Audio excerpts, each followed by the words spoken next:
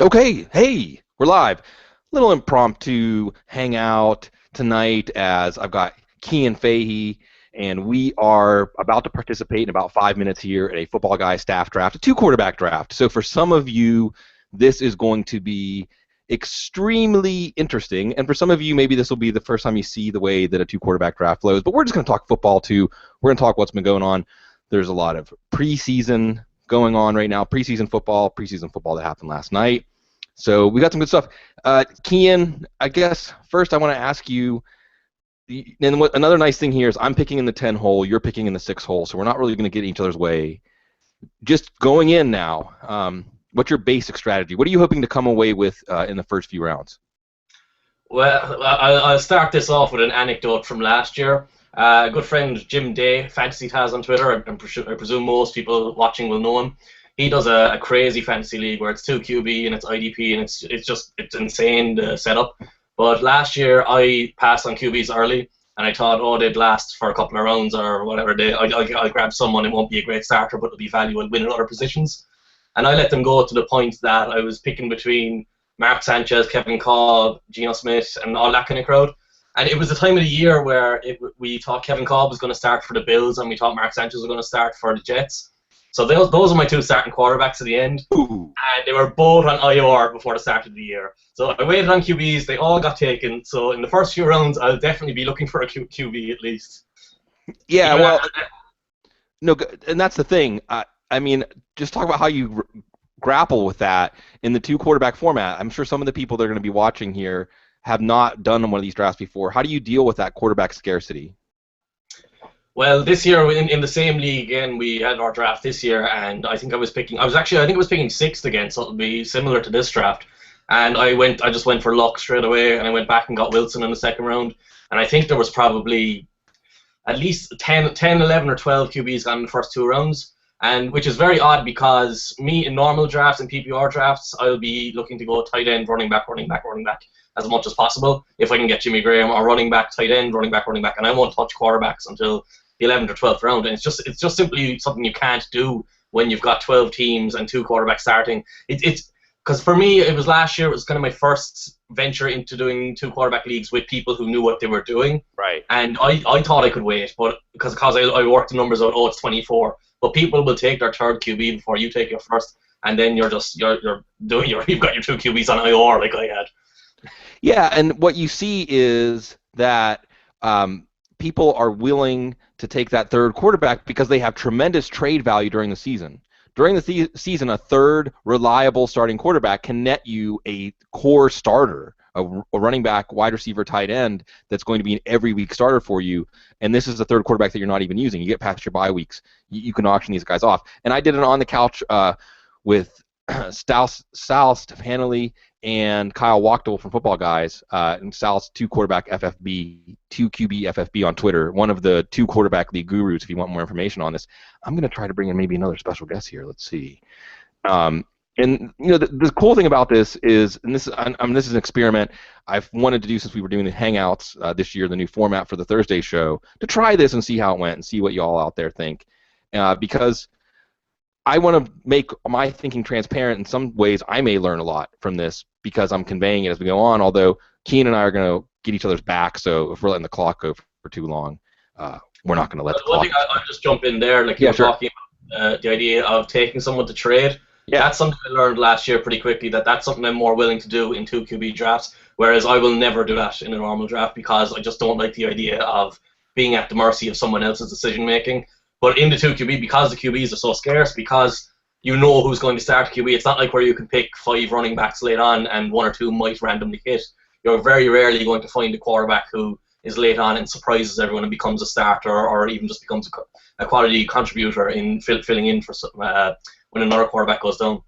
Right. Well, and you'll see as we get towards the end of this draft that you start to look for guys like Mike Glennon. I know we're going to see, and guys that you're saying, I believe there's a reasonable chance they'll become a starter. Michael Vick. I'm sure all 3 of the rookie quarterbacks are going to go. And for that matter, their counterparts, because just a quarterback that starts a game in two quarterback leagues can be crucial. However, again, that break point comes and the draft's about to go underway again. Kean is picking 6th. I'm picking 10th. We got Jeff Tiefer-Tiller, number 1 here. to get us kicked off. And just to run down the draft order, and I've linked the draft in Twitter if you want the link to the draft. But we've got Jeff Tiefertiller 1, Dan Hendry, Matt Batanti, great draft daddy, Bear Heiser, Phil Alexander, Kean's picking 6th, and then Steve Buzzard, and then Jeff Hazley, who may or may not get in here. And Hazley's also the commissioner for this draft, so it could cause some real havoc haywire for drafting.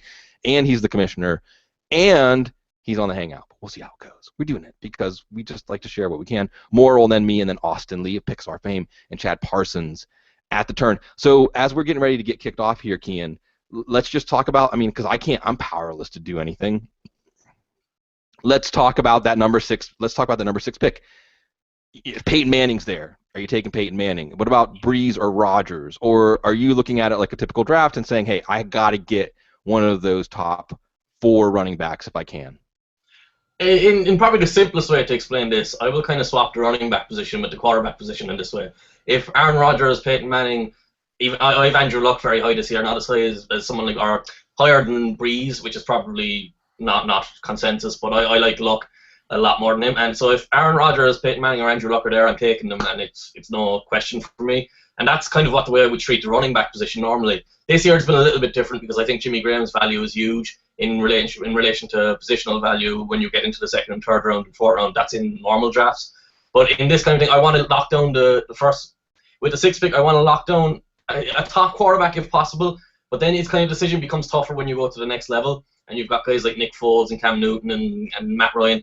I'd probably look at someone like Ryan because I'll buy into talent all the time. I think he'll be consistent this year if Julio's healthy especially. So I'm probably looking at maybe 5 guys who are there. So I'd be very, very unfortunate if the 5 guys went before the 6th pick. And even if that happens, I'll be left with a running back.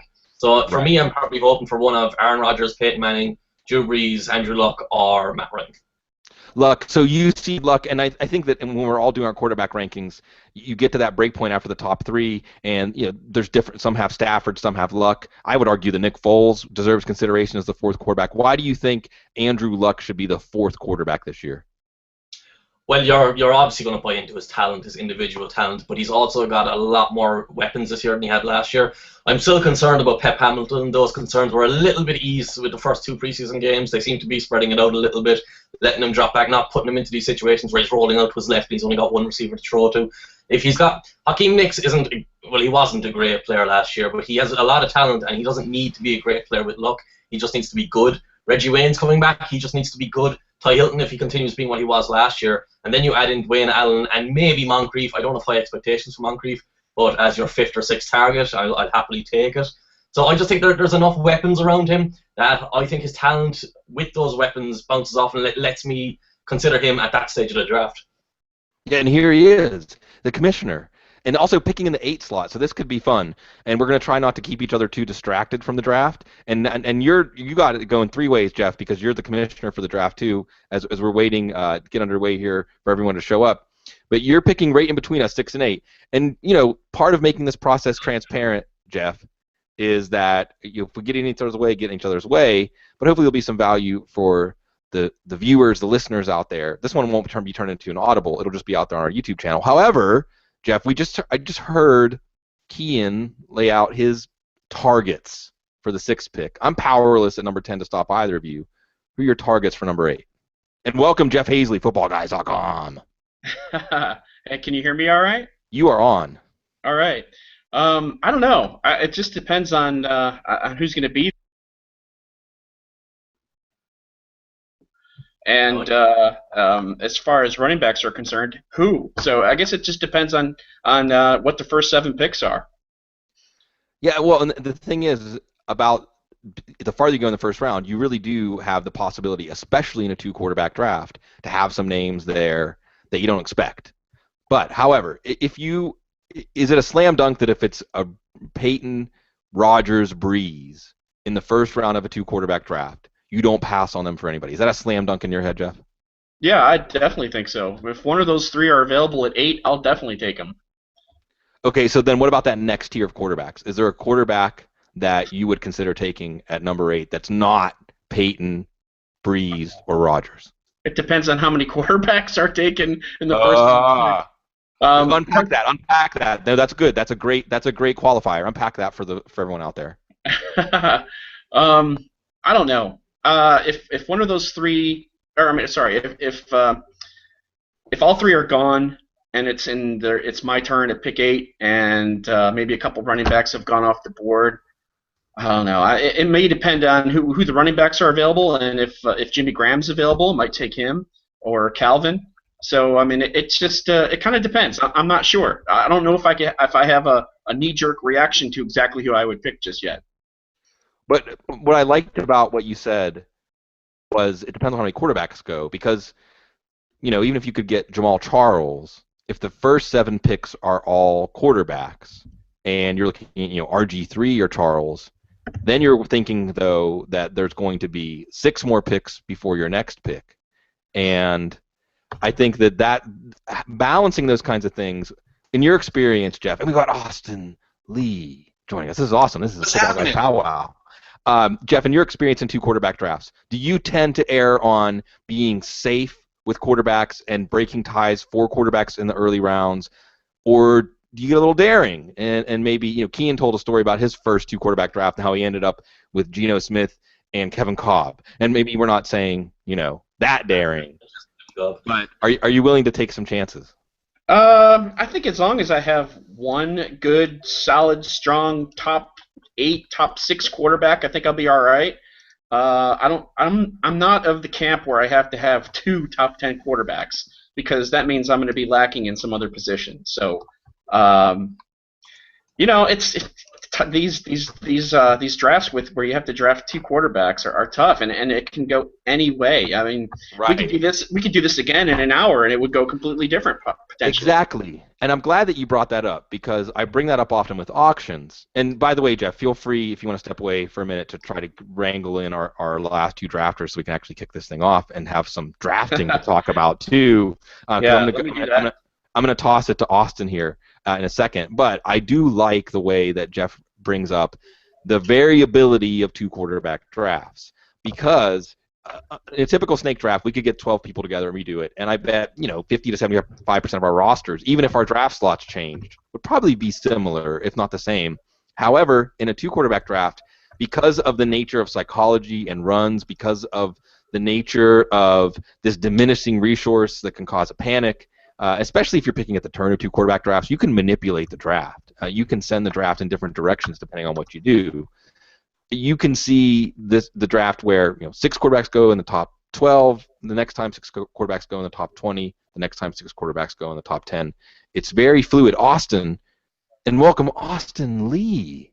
It's great to be here, man. Yeah, man. It's great to see your smiling face there as we're waiting to get underway on this Saturday night. And by the way, that you belong on a fantasy football site staff, and I should say it's the middle of the night for Kean, but on a Saturday night, you're like, yeah, I'm doing a mock draft. I'm doing a draft that means absolutely nothing, and I don't even going to win anything, but I love drafting. Austin, your experience with 2 quarterback drafts, starting with that question of, do you err on the side of, like Jeff said, hey, if I can lock down 1 quarterback, I play a little fast and loose with it, or do you feel like getting those quarterbacks is the top priority and you're willing to let other positions slide? I'm going to generally err on the side of waiting on quarterback as long as I can, even in a 2 quarterback draft. Now, it looks a little different in a 2 quarterback draft. I feel like if I get 2 or 3 guys in the top 20, I'm doing okay. I am not feeling like I got to go nuts to get a top 10 guy necessarily, as long as I sort of balance it out in the middle ground with 2 or 3 guys that I feel comfortable with rolling out each week.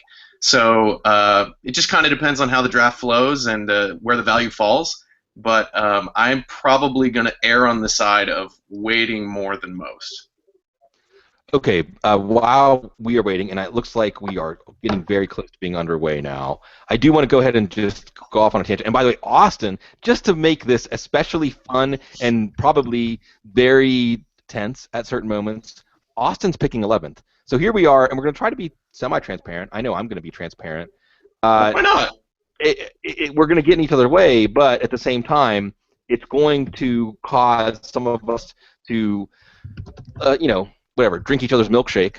And force you outside of your comfort zone. And I talked about that this week. I'm doing some MFL 10s with the followers who were somewhat like-minded, or I would hope, or those wouldn't be my followers. And it's forced me to get out of my comfort zone and draft in a way that I have to adjust to a changing strategy as the draft offers up what's there for me, and I'm not able to do any of my optimal strategies. And 2 quarterback drafts are like that in general, where you kind of have to design it's like improvisation. You have to design your draft strategy as you go along. There's too much variability to decide how you're going to go.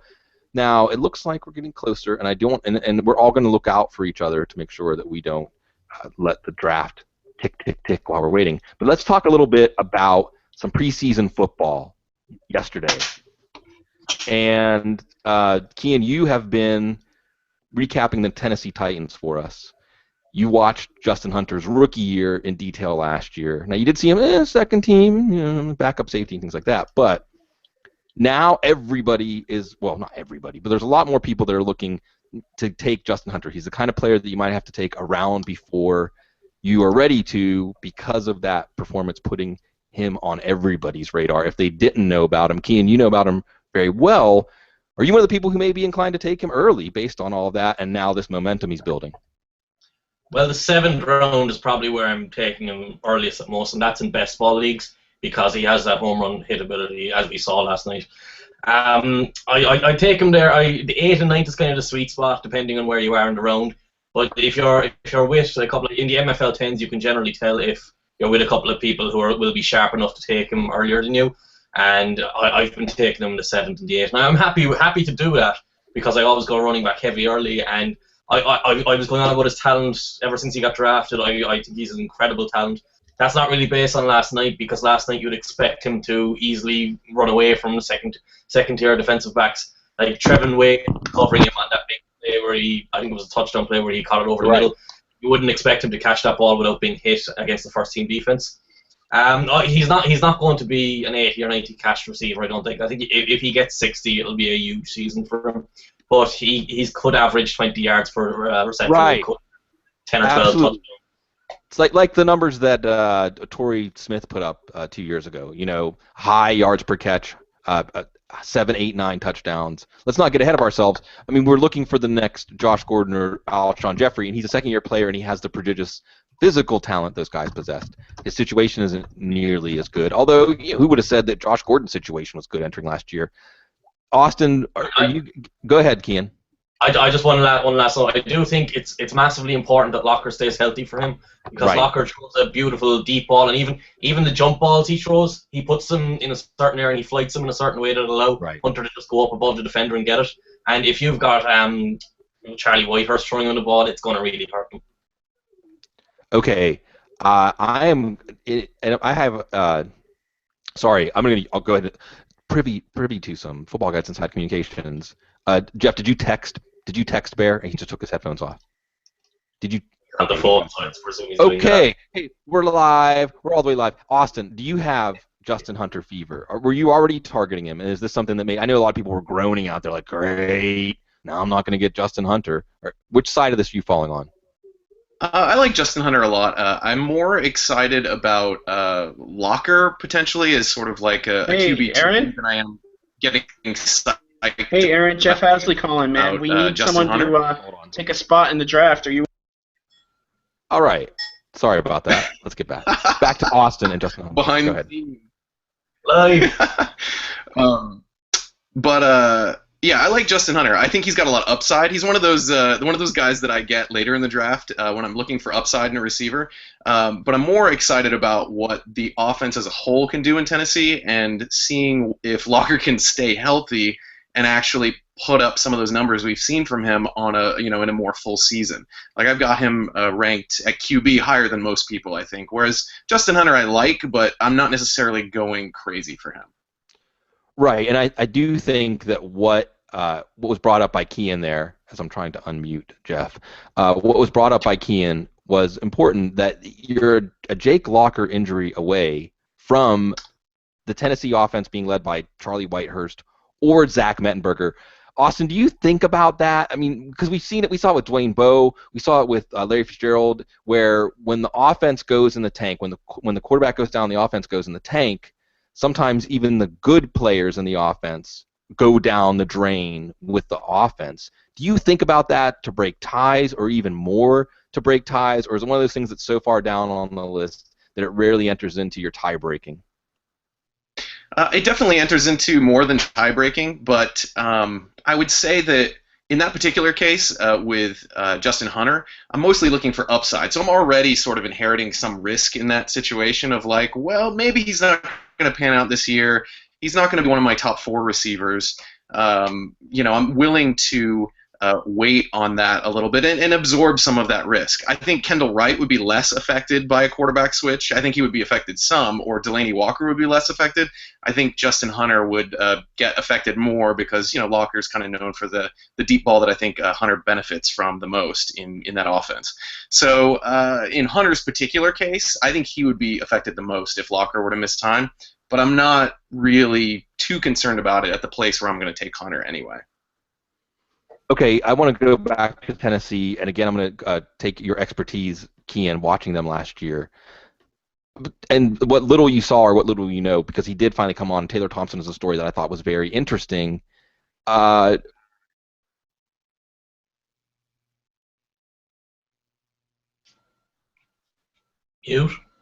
You muted? I'm sorry, I muted myself. I'm trying to unmute. Okay. If I lose you guys, it's because my internet connection is especially poor right now. Right, I may end up bailing for some reason. Am I still muted? Am I still? No, I hear you. You're loud. Good. Sorry, I'm not. I'm trying to unmute Jeff. Jeff, see if you can talk for us. Testing 1 2 3. Okay, we're all back now. Kian. Awesome. Taylor Thompson. Anything to see there?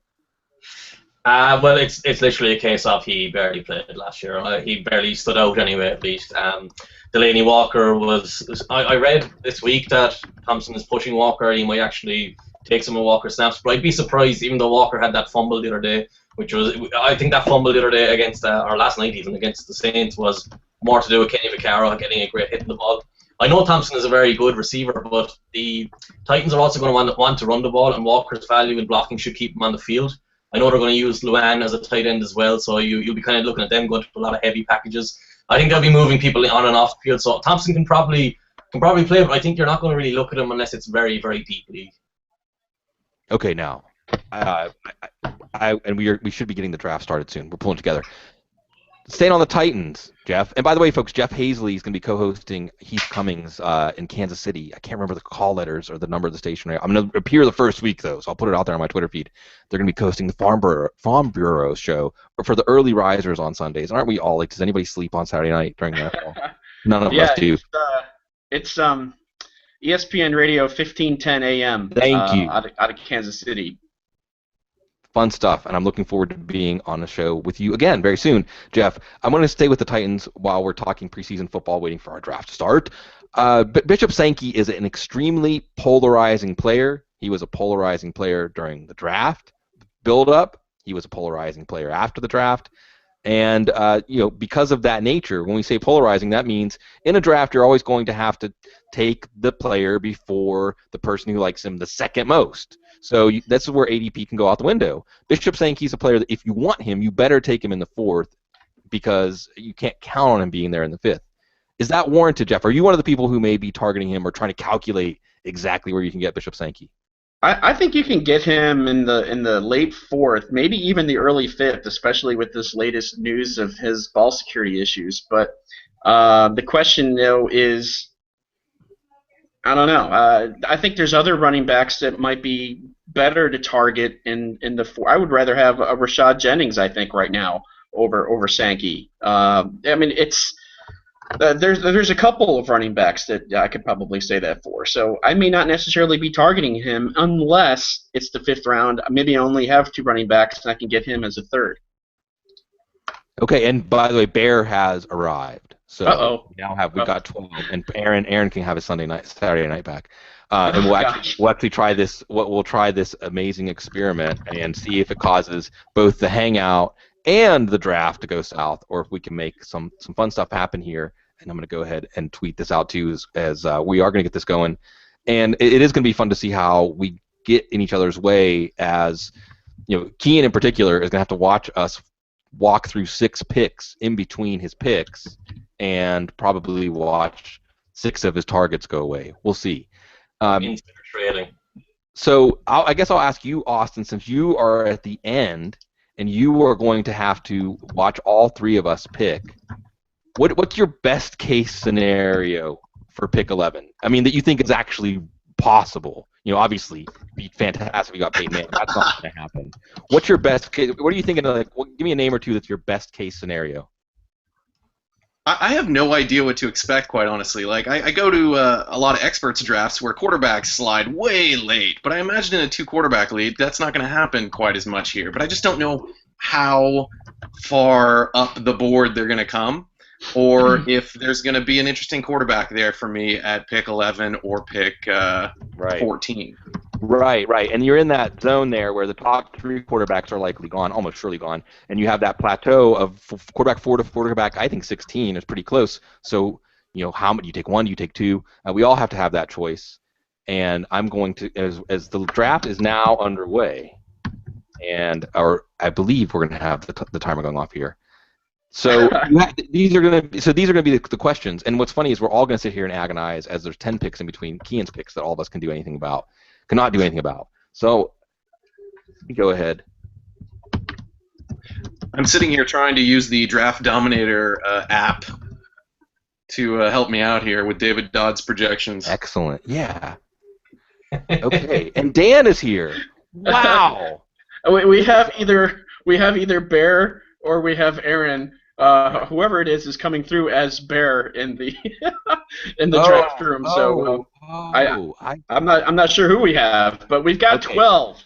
We've got 12. We're going to turn the timer to go. Okay, this is cool because Dan Hendry's here, another new in 2014 class of 2014 football guy staffer. Dan, first of all, welcome. Hey, Dan. Dan, I think your sound is not on. Dan sounds great. Yeah. Now, I think the red wall behind him speaks for all of us when he says, "I'm honored to be a part of Football Guys." I think that's pretty clear. Okay, Dan, do we read you? No. All right, we'll wait to see if Dan's sound issues can get sorted out here. He's on the clock right now. You're on the clock, Dan. As Aaron Rodgers goes number 1. Aaron Rodgers over Peyton Manning. First, Jeff Tiefertiller does this first thing right off the bat. Wow. React for me, Jeff Hazley. There they go. 1-2. Quarterbacks off the board. So this is what we're talking about before. What do you think about Rodgers over Peyton Manning? I think based on his performance tonight, today, I guess. Although Rodgers always looks good in the preseason. He looks surgical. Right. So, exactly. Who knows? We'll see. I mean, I have no problem with Rodgers over Manning. Absolutely none. And I don't know. I think it is Aaron. Is it Aaron or Bear? Whoever it is, we're waiting here. It did go Rodgers, Manning, Breeze. So, and I think that should be expected. Doesn't always happen, but that should be expected. Right. Who's going to go next? This is the big question. I bet you it's running back. So Kian, you got 2 picks until your pick here at number 6. What are you hoping here? Like, what do you want? Who do you want to see fall to you? I want to see 2 running backs go off the board so we can grab a quarterback. So your luck is the top of your board here. Yeah, well, I'll probably comfortably take Matt Ryan as well after Luck, and just rely on the idea of Julio staying healthy for 16 games, and Roddy White has looked healthy, and there was LaShawn McCoy, so 1 running back has gone at least. But I think I'm in a comfortable spot at the moment because I'm at the point where I'm still going to get a quality option no matter what. And sure. it's not like, say, you're at the bottom where you're kind of draft falls. No. Our drafts are dictated to us more than we can, at least in the first round. And Kian does get Andrew Luck. So you get David there. Change it to Shouty. Okay, Steve Buzzard's going to go 7th, and then we're going to get to Hazley. But 4 of the first 6 picks are quarterbacks. Now, that can create some value at running back as those top 4 Forte goes. We have 1 of the top running backs left now, and Hazley is on the board. Give us your thought process. What's your thought process here, Jeff? My thought process right now immediately is that Adrian Peterson is on the board at 108, and I'm going to take him. The question is, do I take him right now, or should I wait for people to sweat? So, no, I'm going to take Peterson here and just kind of hope that I have a good quarterback coming back on the turn. Possibly. Okay. We'll see. I might not even go quarterback. Sure. Here we go. All right. And Dan, let's do a sound check. Dan, come in. Dan, I'm afraid that we are having sound problems. If you check on the top there, hopefully there's in the settings, in the little gear, hopefully we can get you on there. And now are you there? It says you're unmuted, but I think that your mic isn't working. Okay. We'll continue to work on the technical difficulties. I'm on the board now as Calvin Johnson, goes number 9. I know who you want, Sig. Well, this is tough, okay, because I'm going to be, in the interest of full disclosure, I do have Nick Foles as my number 4 quarterback.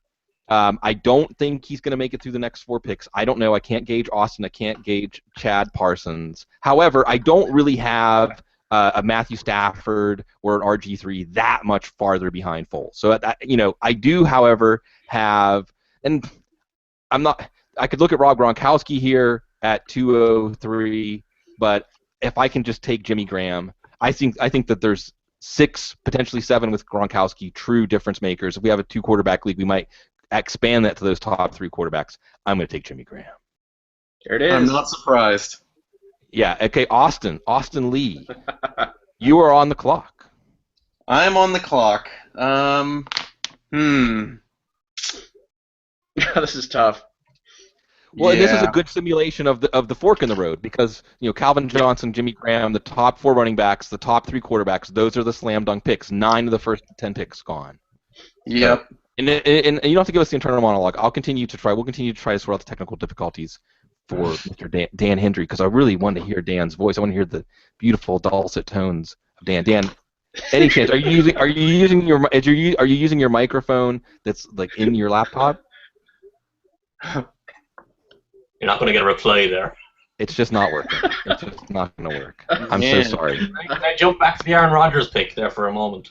Yeah, well... I'm just curious, is anyone scared by Lacey's presence? Keep fiddling around with it and see what happens as we're waiting for Austin to make his pick. And after Austin makes his pick, Chad Parsons is going to be picking at the turn, and we can go ahead and talk about Austin's pick. Well, actually, Austin's going to pick again, so maybe we should let Austin make.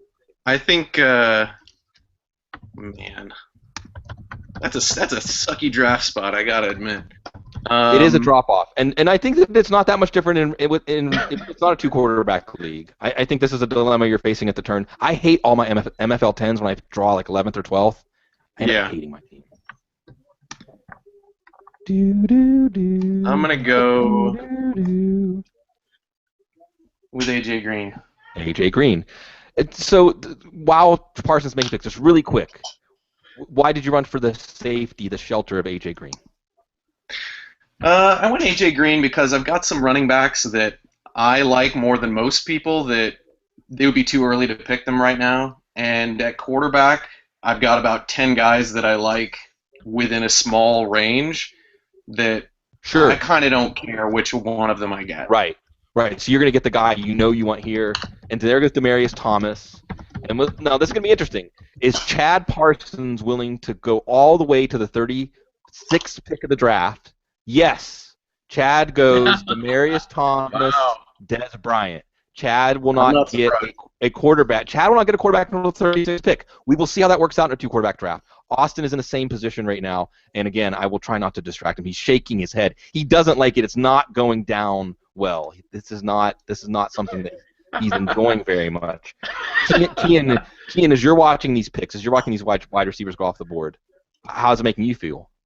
Good. I think it's too dangerous to wait that long to get a quality QB.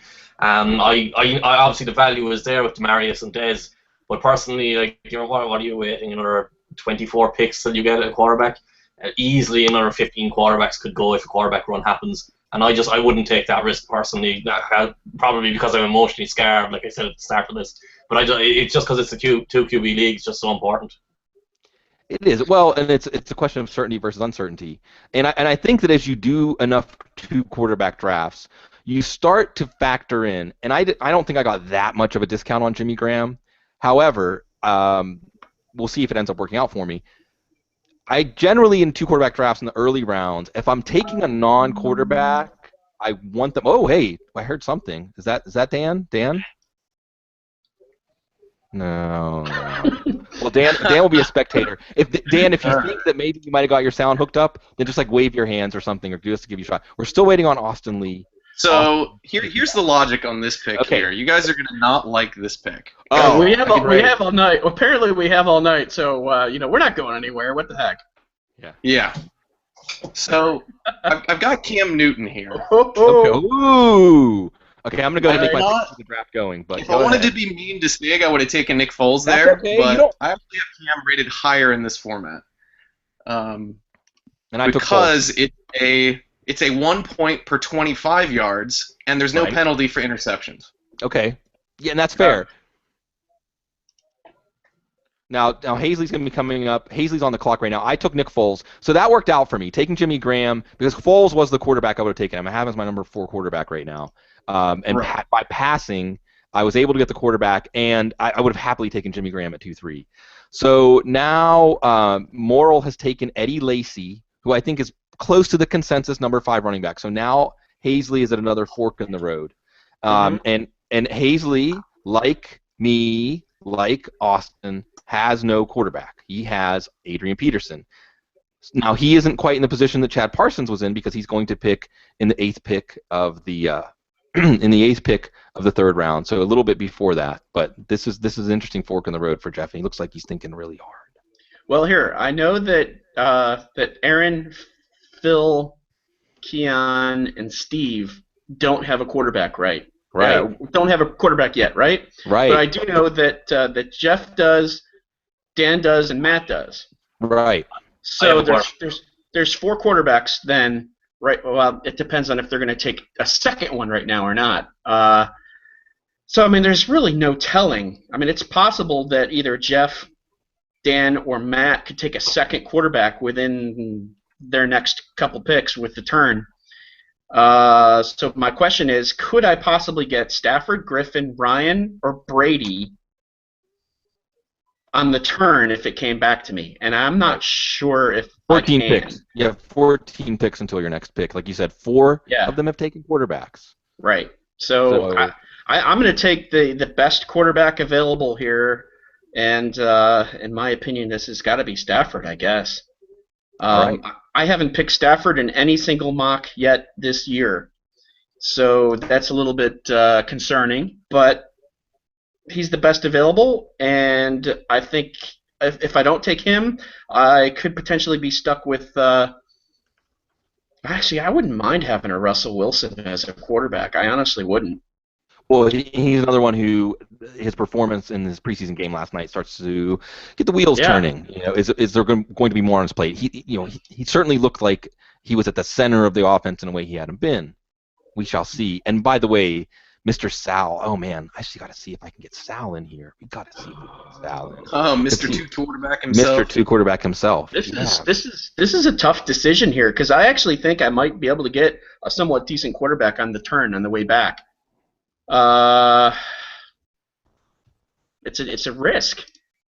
Let's see. My alternatives, if I didn't go quarterback, because I know you're wanting to know, are either DeMarco Murray at running back and have a second running back with Peterson. I don't think that's a buy issue. Julio Jones at receiver, and there's still Gronk. Of course, Gronk. Gronk smash. So you know what? Screw it. I'm not going to take a quarterback. I'm going to wait, and if I get burned, I get burned. Let's do it. I'm going to go with DeMarco Murray. DeMarco Murray. For the win. And again, this is one. I mean, you do get a discount here. DeMarco Murray at 2.5 would be a pick that is 4 or 5. I think he's going around the turn. So when you're not taking a quarterback in those first 2 rounds, you should be getting some sort of discount. Sometimes you can get ridiculous discounts. So we'll see as we talk through this. And as Jeff takes his pick, we're gonna have Steve Buzzard, and then Kean is gonna come back. And I see one half of Jeff Tiefer-Tiller's head. Well, how's it going, fellas? Yeah. Hey, Jeff. How's it Tiller. going? I was sitting back and just listening to you guys. Okay, good. Point your camera if you can. Point it down a little bit, but you do have gray hair. Wait. He's Mr. Wilson from Home Improvement. Oh, I've been right. worse. Right. So Jeff, Rogers over Peyton Manning. You made the pick. Rogers over Peyton Manning. Talk us through that. I'm swaying against. All right, I was at Broncos camp 2 of the last 3 weekends or 2 of the last 4, and I like Peyton's weapons. But crap. I am anti the Bloom. I'm wavering on the AFC West playing the NFC West 4 games. Okay. And it is true that the schedule was favorable as you had the NFC East. Now, this is Jeff Hazley's nightmare, as Jeff takes DeMarco Murray, and Kian takes Russell Wilson, and Phil takes Julio Jones, and Aaron takes RG3. So now Tiller's taking a quarterback at one of these turns. Yeah, and Tiller's coming up here at the turn. So this is good. And Gronkowski goes to 11. Yeah, I got to say, a Peyton Manning, Rob Gronkowski start is in a 2-quarterback league is quite a nice start. So Tiller's going back to back here. We're going to let Tiller. He's going to deliberate, and we'll talk about his picks. But as Keen, you're going to be the next one out of us after Jeff takes some picks. Now you've got quarterback. I was going to go Gronk there, to be honest. Yeah. Okay. All right. To me, the guy that I'm pretty happy because I get to take Marshall and a quarterback at this turn. That's a good deal. Right? I mean, I'm not really sold on Kaepernick unless he plays the Packers 16 weeks a year. You guys know what I'm talking about there, I'm sure. Dom Capers is just growing. And not really a Romo fan. Cutler, but it's too early. I think I'm going to go with Matt Ryan just because his defense is horrible. And Brandon Marshall. Marshall I really like this year. Cutler and Trestman doing well. So I really enjoy. I'd take Marshall top 14, 15 picks in any draft almost. And again, you're getting that discount. Right. So let me take Marshall. You know I do have a twitch to take Marshall and Jeffrey here, but I'm not. Unfortunately, Sal is not able to join us. However, I do want to say it's at the number 2 QBFFB. If you are watching this and if you're either interested in 2-quarterback drafts or this is something that because of this you're watching it and you're kind of fascinated by it, then Sal is one of the best. And he was, I think, the first one that I know of, and maybe still the only one, to really plant his flag in the 2-quarterback format and really focus on that. And there's others, Micah James, I know FF Magic Man, I did a ton of mocks at his site in 2 quarterbacks to get familiar with this. As we're waiting for Jeff Tiller's second pick here at the turn, he does take Matt Ryan. So he gets his 2 quarterbacks out of the way. Kian gets his 2 quarterbacks out of the way. Jeff Hazley does not have a quarterback. Austin and I each have a quarterback. And Dan Hendry takes Tony Romo. So as we're counting it down now, this is going to be we're going to watch Jeff Hazley and the nail biting. We know that Kian. But these are the kind of calculated risks that you take. Jeff Tiller, since you just joined us, I want to just ask that general question. Was there even hesitation at 1 overall when you saw you drew the number 1 pick? Did you even hesitate? Did you know as soon as you saw that in a 2-quarterback league you were starting out with a quarterback? Yes, and I even had a question from a subscriber yesterday, and I knew I had this one, and I saw after Hazley ran the order, and I said, take your best quarterback 1-1. You have to, because even you don't know what's coming back you don't know if 3 are gone or if 12 are gone by the time you pick again. Right, and we've talked about this, the variability of 2-quarterback drafts, and no 2 are alike in it, and in a way that they are predictable.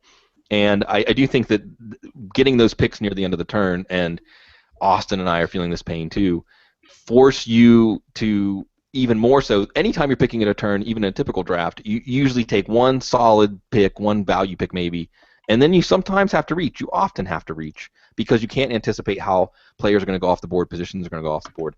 Matt Batanti has gone 3-3, Alshon Jeffrey. So there's 4 more picks until Jeff Hazley's pick. Antonio Brown goes 3-4 to Aaron/Bear. We got Phil Alexander coming up here at 3-5. So in that, are you breathing a sigh of relief, Jeff Hazley? Are you feeling a little bit better?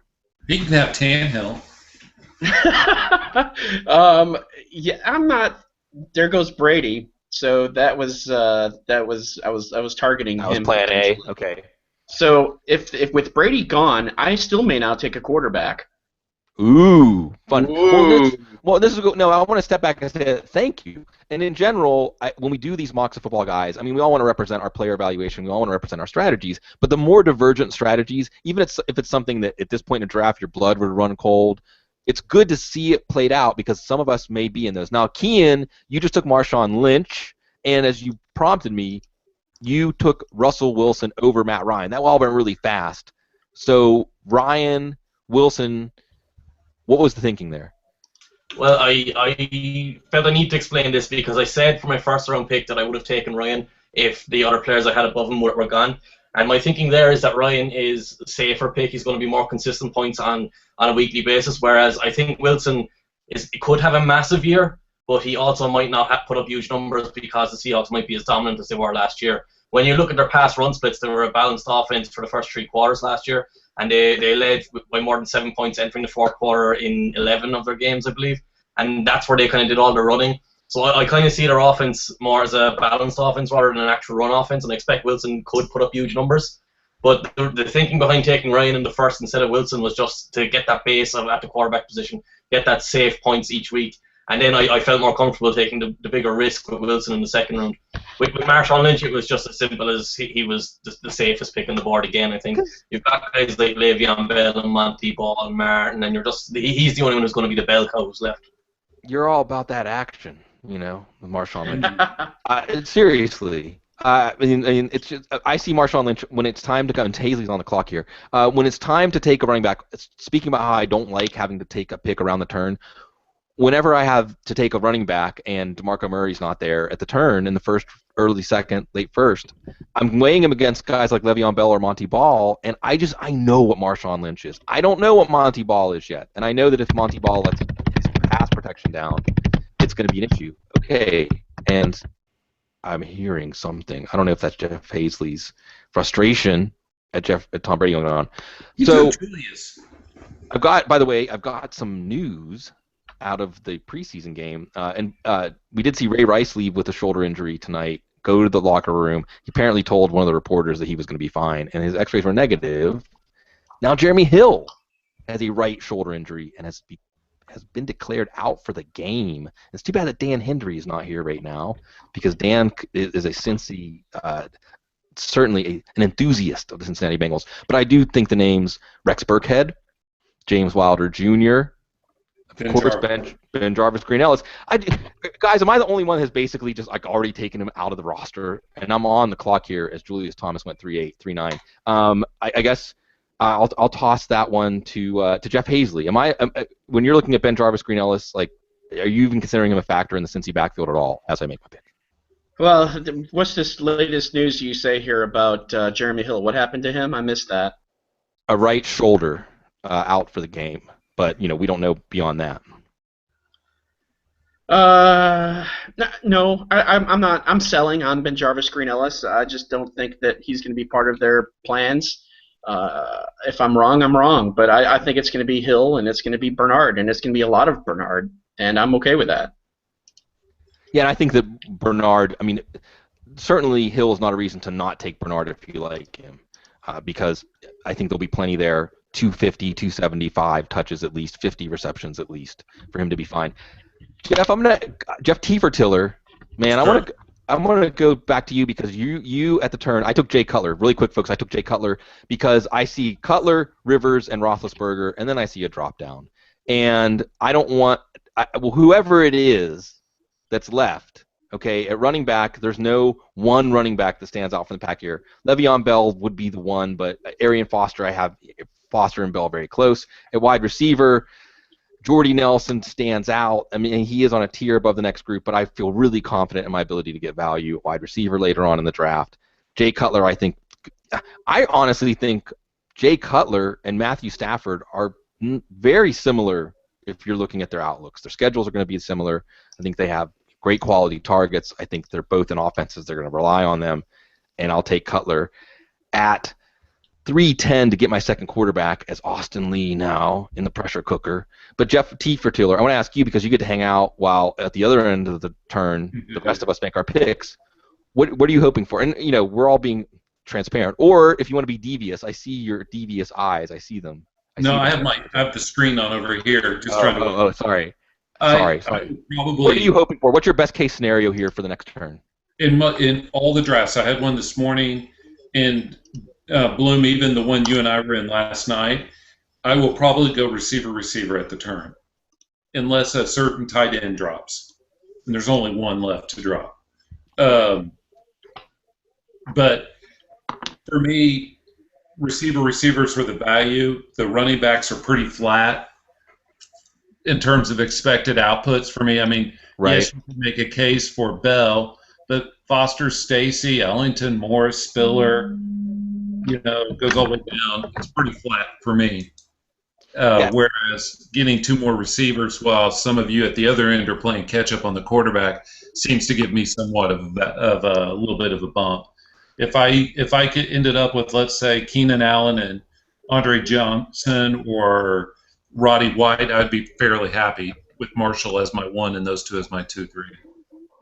Yeah, and I think that you mentioned playing catch-up at quarterback. And what you're seeing happen now, and this is a typical 2-quarterback league dynamic. I took Jay Cutler. Now, I took Jay Cutler off of a run of picks. Well, there were 3 non-quarterbacks before that. There was Kaepernick and Brady. And then immediately after me, Austin took Ben Roethlisberger. And when Austin takes his pick, and he's taking the Pittsburgh combo. So while I deliberate my pick, Austin, give us the thinking of the Pittsburgh combo there. I have Le'Veon Bell good notch above Arian Foster. He was the other consideration there. I'm a little nervous about Foster and his ability to continue, the strong seasons he had from 2012 back. So I stewed over, getting that combo in Pittsburgh, but decided to just roll with it. At this point, I like Bell too much more than what else is on the board, so I went for it. I was happy that picking quarterback before Chad Parsons worked out for me, because I knew that he was going to get at least one quarterback there, and I wanted to make sure I got Big Ben. I didn't want to wait on that, and he didn't pick any of the running backs or receivers I was looking at. Jordy Nelson was a strong consideration there too, though. Right. That for was me too. What I was doing over. Yeah, and Jordy Nelson is for me. I went with Arian Foster, and remember, my draft started Graham, quarterback. I've got Graham, Foles, and Cutler, and it was a choice between Foster and Nelson. And I think in a typical second round of a draft, if I had started with Jimmy Graham and it was the second round and I was debating Foster and Nelson, I'd probably end up at the same point because of running back scarcity, because of how I feel about the wide receivers in the 4th, 5th round. And guys, in this draft, we're going to see those in the 6th, 7th, maybe even 8th round as Jeff Hazley, the quarterback list, Jeff Hazley, is on the clock. And I wanted Phillip Rivers, but Morrill just took him. Well, come on, Morrill. Yeah. We could have seen that one coming. Like Thursday morning when I woke up, I said, well, I know Morrill's going to take Phillip Rivers in the 2-quarterback draft. So as Jeff is delivering, I have to take Andy Dalton in the 4th round here. Well, no, and it's and Dan Hendry is going to be crestfallen at that. But oh man, let's do it. Andy Dalton, going to make him feel better. He took Romo. Go ahead. Here's the thing. If I do take Dalton, right, and looking at my second quarterback, I'd be interested in Palmer, but they have the same bye. Let's see. Well, tell you what, I'm going to go with Dalton. Do you really worry about buys this early? In a 2-quarterback league, I would have to, wouldn't I? Both of mine are. I didn't. On a week, or maybe I should have. I mean, I'll admit to ignoring buys, basically. I'm not convinced, and I know there's a lot of people who are really, really excellent at running the numbers, as Hazley takes Dalton. Really, really excellent at running the numbers. To see that, I suspect that, with the exception of the waiver snafu it creates for you, it might be best to concentrate your buys in 1 week. just take the lost Savick, and Steve Buzzard gets a terrific value of Jordy Nelson at 406. And I'm going to interrupt myself because I think that this is a terrific example of how things can flow for you in a two-quarterback draft. As Steve, I'm going to pull up his roster here. Steve started with Matt Forte, and then Matthew Stafford, and then Monty Ball. And he got Monty Ball in the 3rd round and got Jordy Nelson in the 4th round. And this is sort of the flip side of starting quarterback like Kean did, is you're getting a first, second round turn running back in the 3rd round, and you're getting a 2nd round wide receiver in the 4th round. And then Kean goes with C.J. Spiller. Kean, tell them why they want C.J. Spiller this year. Well, I went through Spiller recently for a Football Guys article. You can find it up there under Pushing the Pocket. And his struggles last year were largely due to offensive line and being injured. Obviously, he's a guy who's had a lot of injuries, but I think the upside is worth it because I think he's a phenomenal talent. I know some people aren't as high on him, but I had guys like Zach Stacy, Andre Ellington, Reggie Bush left, so I have question marks no matter who I take at the running back position, and I feel the need to go running back because pretty soon it's going to be the Toby Gerharts and the Ben Tates of the world. Right. I'm a lot higher on Spiller than I would be on someone like Ben Tate or Toby Gerhart. And that's what I was thinking when I took Foster, and we're seeing now. Now you're seeing the 3rd round of typical redrafts in the late 4th. Phil Alexander goes with Alfred Morris. Aaron goes with Andre Ellington. Matt Patonti gets Randall Cobb. And Dan Hendry takes Keenan Allen. And now we are back to the man himself, Jeff Tiefer-Tiller, with 2 more picks at the turn. Oh my. As these running backs have fallen, this round has been full of a running back run, almost as much as quarterbacks earlier. It is probably going to force me to take either Bush or Vereen here. And I was going to get back to something, Bloom, you and I were discussing on Twitter a few days ago. Yeah, I think you can hodgepodge running back 2 with like taking 2 of the Saints or 2 of the Patriots.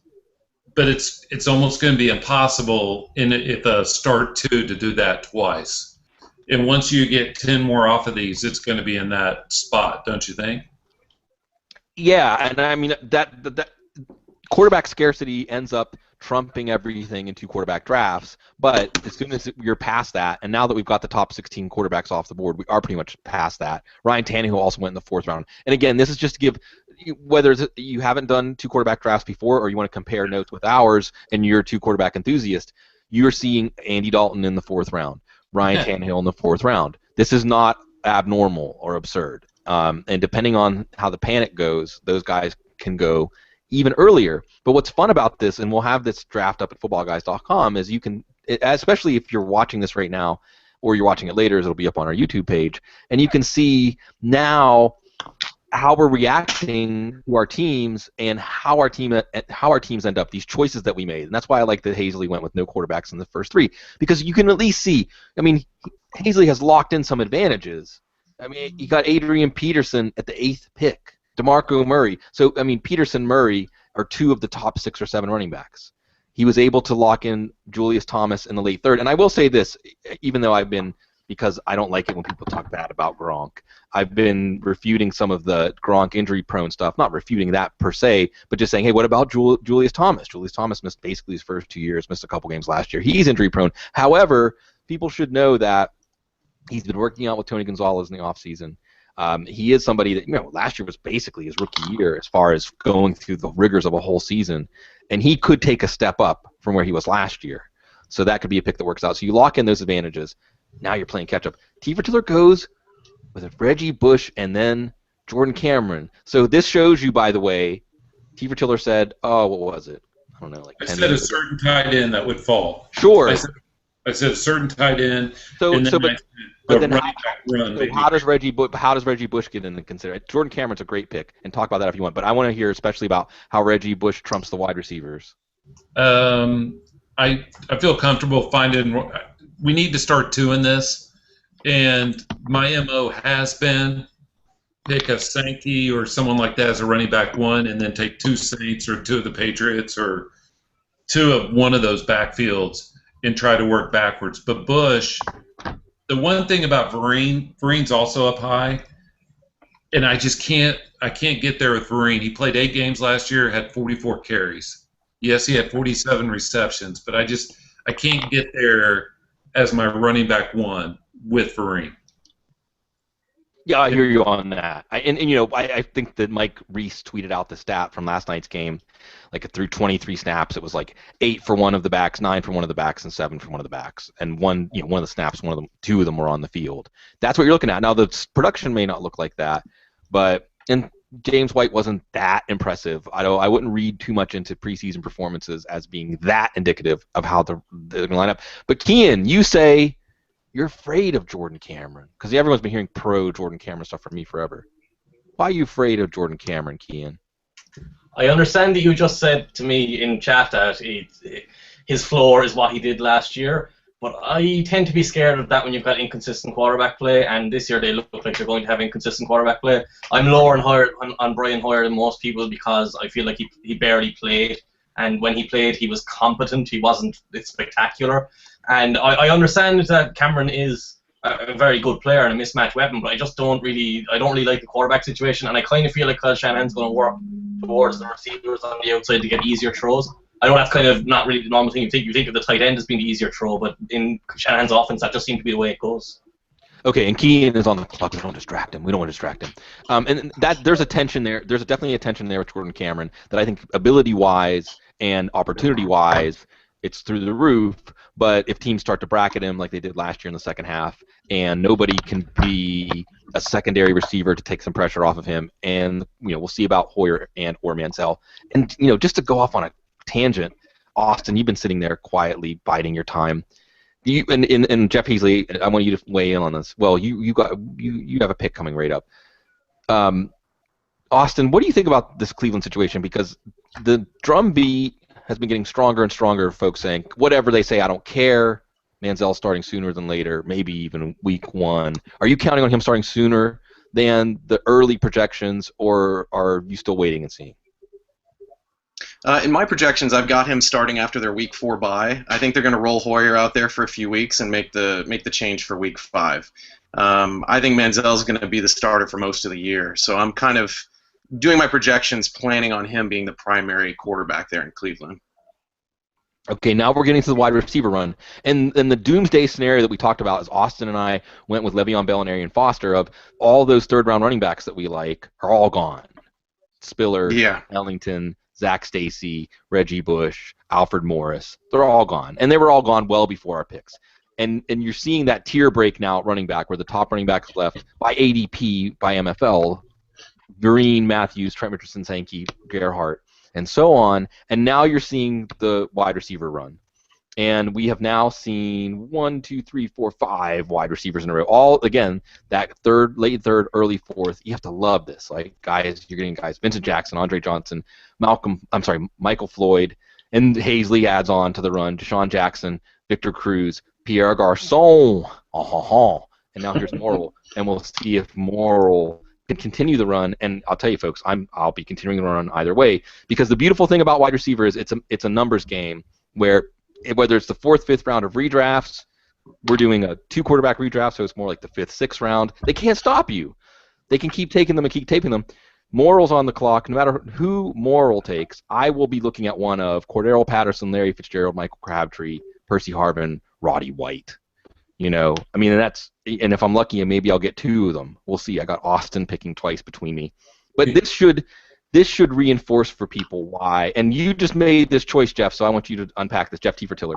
This should unpack for people why you break ties against wide receivers, because the next round and the next round, you see quality. As I'm on the clock, Jeff Tiefer-Tiller, talk about passing on wide receiver at the last turn. Oh, I probably shouldn't have. I mean, I told you before I wanted to go receiver. Just because, especially with Marshall, being able to roll out 3 top 15, top 18 receivers in a PPR league after getting 2 quarterbacks is a big advantage. So after Bloom takes his 2 receivers and Austin takes his 2, I'm going to be left with the Colstons of the world trying to make do, right? I mean, Edelman, Torrey Smith, those type of guys. And so on a week-to-week basis, those receivers, everyone talks about receiver volatility, but when you're starting 4 stars, the volatility works in your favor. It does, but I want to go back to what you said, though. because you said these are the guys you're saying with like a hangdog expression, like, oh man, I'm gonna have to settle for Julian Edelman or Torrey Smith Right. and Marcus Colston. I mean, I'm a- Torrey Smith could easily be a top 15 receiver, top 20 receiver. I took Roddy White, by the way, and Austin Lee's on the clock. Marcus Colston in the second half, once he rested his foot, was 48 catches for 600 yards and 4 touchdowns. That projects out to 96 catches and 1,200 yards. And I mean, How about Roddy White, though, in comparison, though? he's not Roddy White, but I mean, in the second half of the year, Marcus Colston was putting up Roddy White numbers. I guess what I'm saying is even the Julian Edelman. Julian Edelman was a 100-plus catch guy last year. He's getting the most snaps. And let me tell you, I continue to come around on Julian Edelman where I think we're all overthinking it, and we're trying too hard to come up with reasons that Julian Edelman won't be most of what he was last year. I mean, some of his production came from injuries, but who's to say that that won't happen again? But he has that best chemistry. So since Hazley is waiting on both Austin and I to make 2 picks, and you can kind of guess how they're going to go, how are you feeling about your no quarterbacks in the first 3-round strategy right now, Hazley? I'm hoping that Andy Dalton can have some pretty good weeks. You're the Cincinnati Bengals. Yeah, go Bengals. Go Hugh Jackson. I like my team. I like my team so far, even though I've got Andy Dalton as my quarterback, and well, everybody else has maybe as everybody else has running back 2s and 3s, I've got running back 1s and 2s. And then the receivers are still available here, so I'm in pretty good shape, and I have a top 3 tight end. Live draft. Okay, and now Austin's gone with Percy Harvin. And by the way, this was a good thing brought up Adam Harstad, who's Mr. Percy Harvin on our staff, because there was an item like a month ago that Percy Harvin was going to rest during training camp, which really struck me as like, really? I mean, kid's in his mid-20s and he's resting their training. That's something for your veterans, but he actually hasn't. And so Percy Harvin continues to fall late 5th, and we might look back and say, why did we do that? Why did we all let Percy Harvin fall to the 5th round in most of these drafts? Then we saw Chad Parsons go with Cordero Patterson. Bishop Sankey goes at 6-1, and Austin's back on the clock again. And again, I'm looking here, and I'm looking at the run. And I'm picking after Austin. I'm looking at the running backs. They look pretty level to me. I'm looking at the wide receivers. And those wide receivers that I was saying, I like those wide receivers. There's some of them are still there. Crabtree, Torrey Smith, Julian Edelman. Maybe you were a little optimistic, Jeff Taylor. We'll see. Let's look at Kian's squad here. Kian, you have your 2 quarterbacks, Luck and Wilson, and this is one where, and this is the kind of the counterbalance to Jeff Hazley's squad, where you have Luck and Wilson, but you do have Lynch and Spiller, and you were able to get Deshaun Jackson as your number 1 receiver. How is this team unfolding compared to your plan so far? It's going as well as I can imagine. I was just happy to get to 2 quarterbacks early, and I've kind of dropped into my normal strategy then, as if it was just a normal PPR draft, where I've got my 2 running backs, and I've got Deshaun Jackson is a guy I'm getting an awful lot in drafts, because I'll take him in normal draft, I'll take him in the 4th. Here it was the 5th. I just think he's going to be a quantity. I think he'll probably take over Garcon's role last year when he was getting the quantity of the passes. And he's going to be a good link with Griffin's deep ball because he's got that speed, obviously.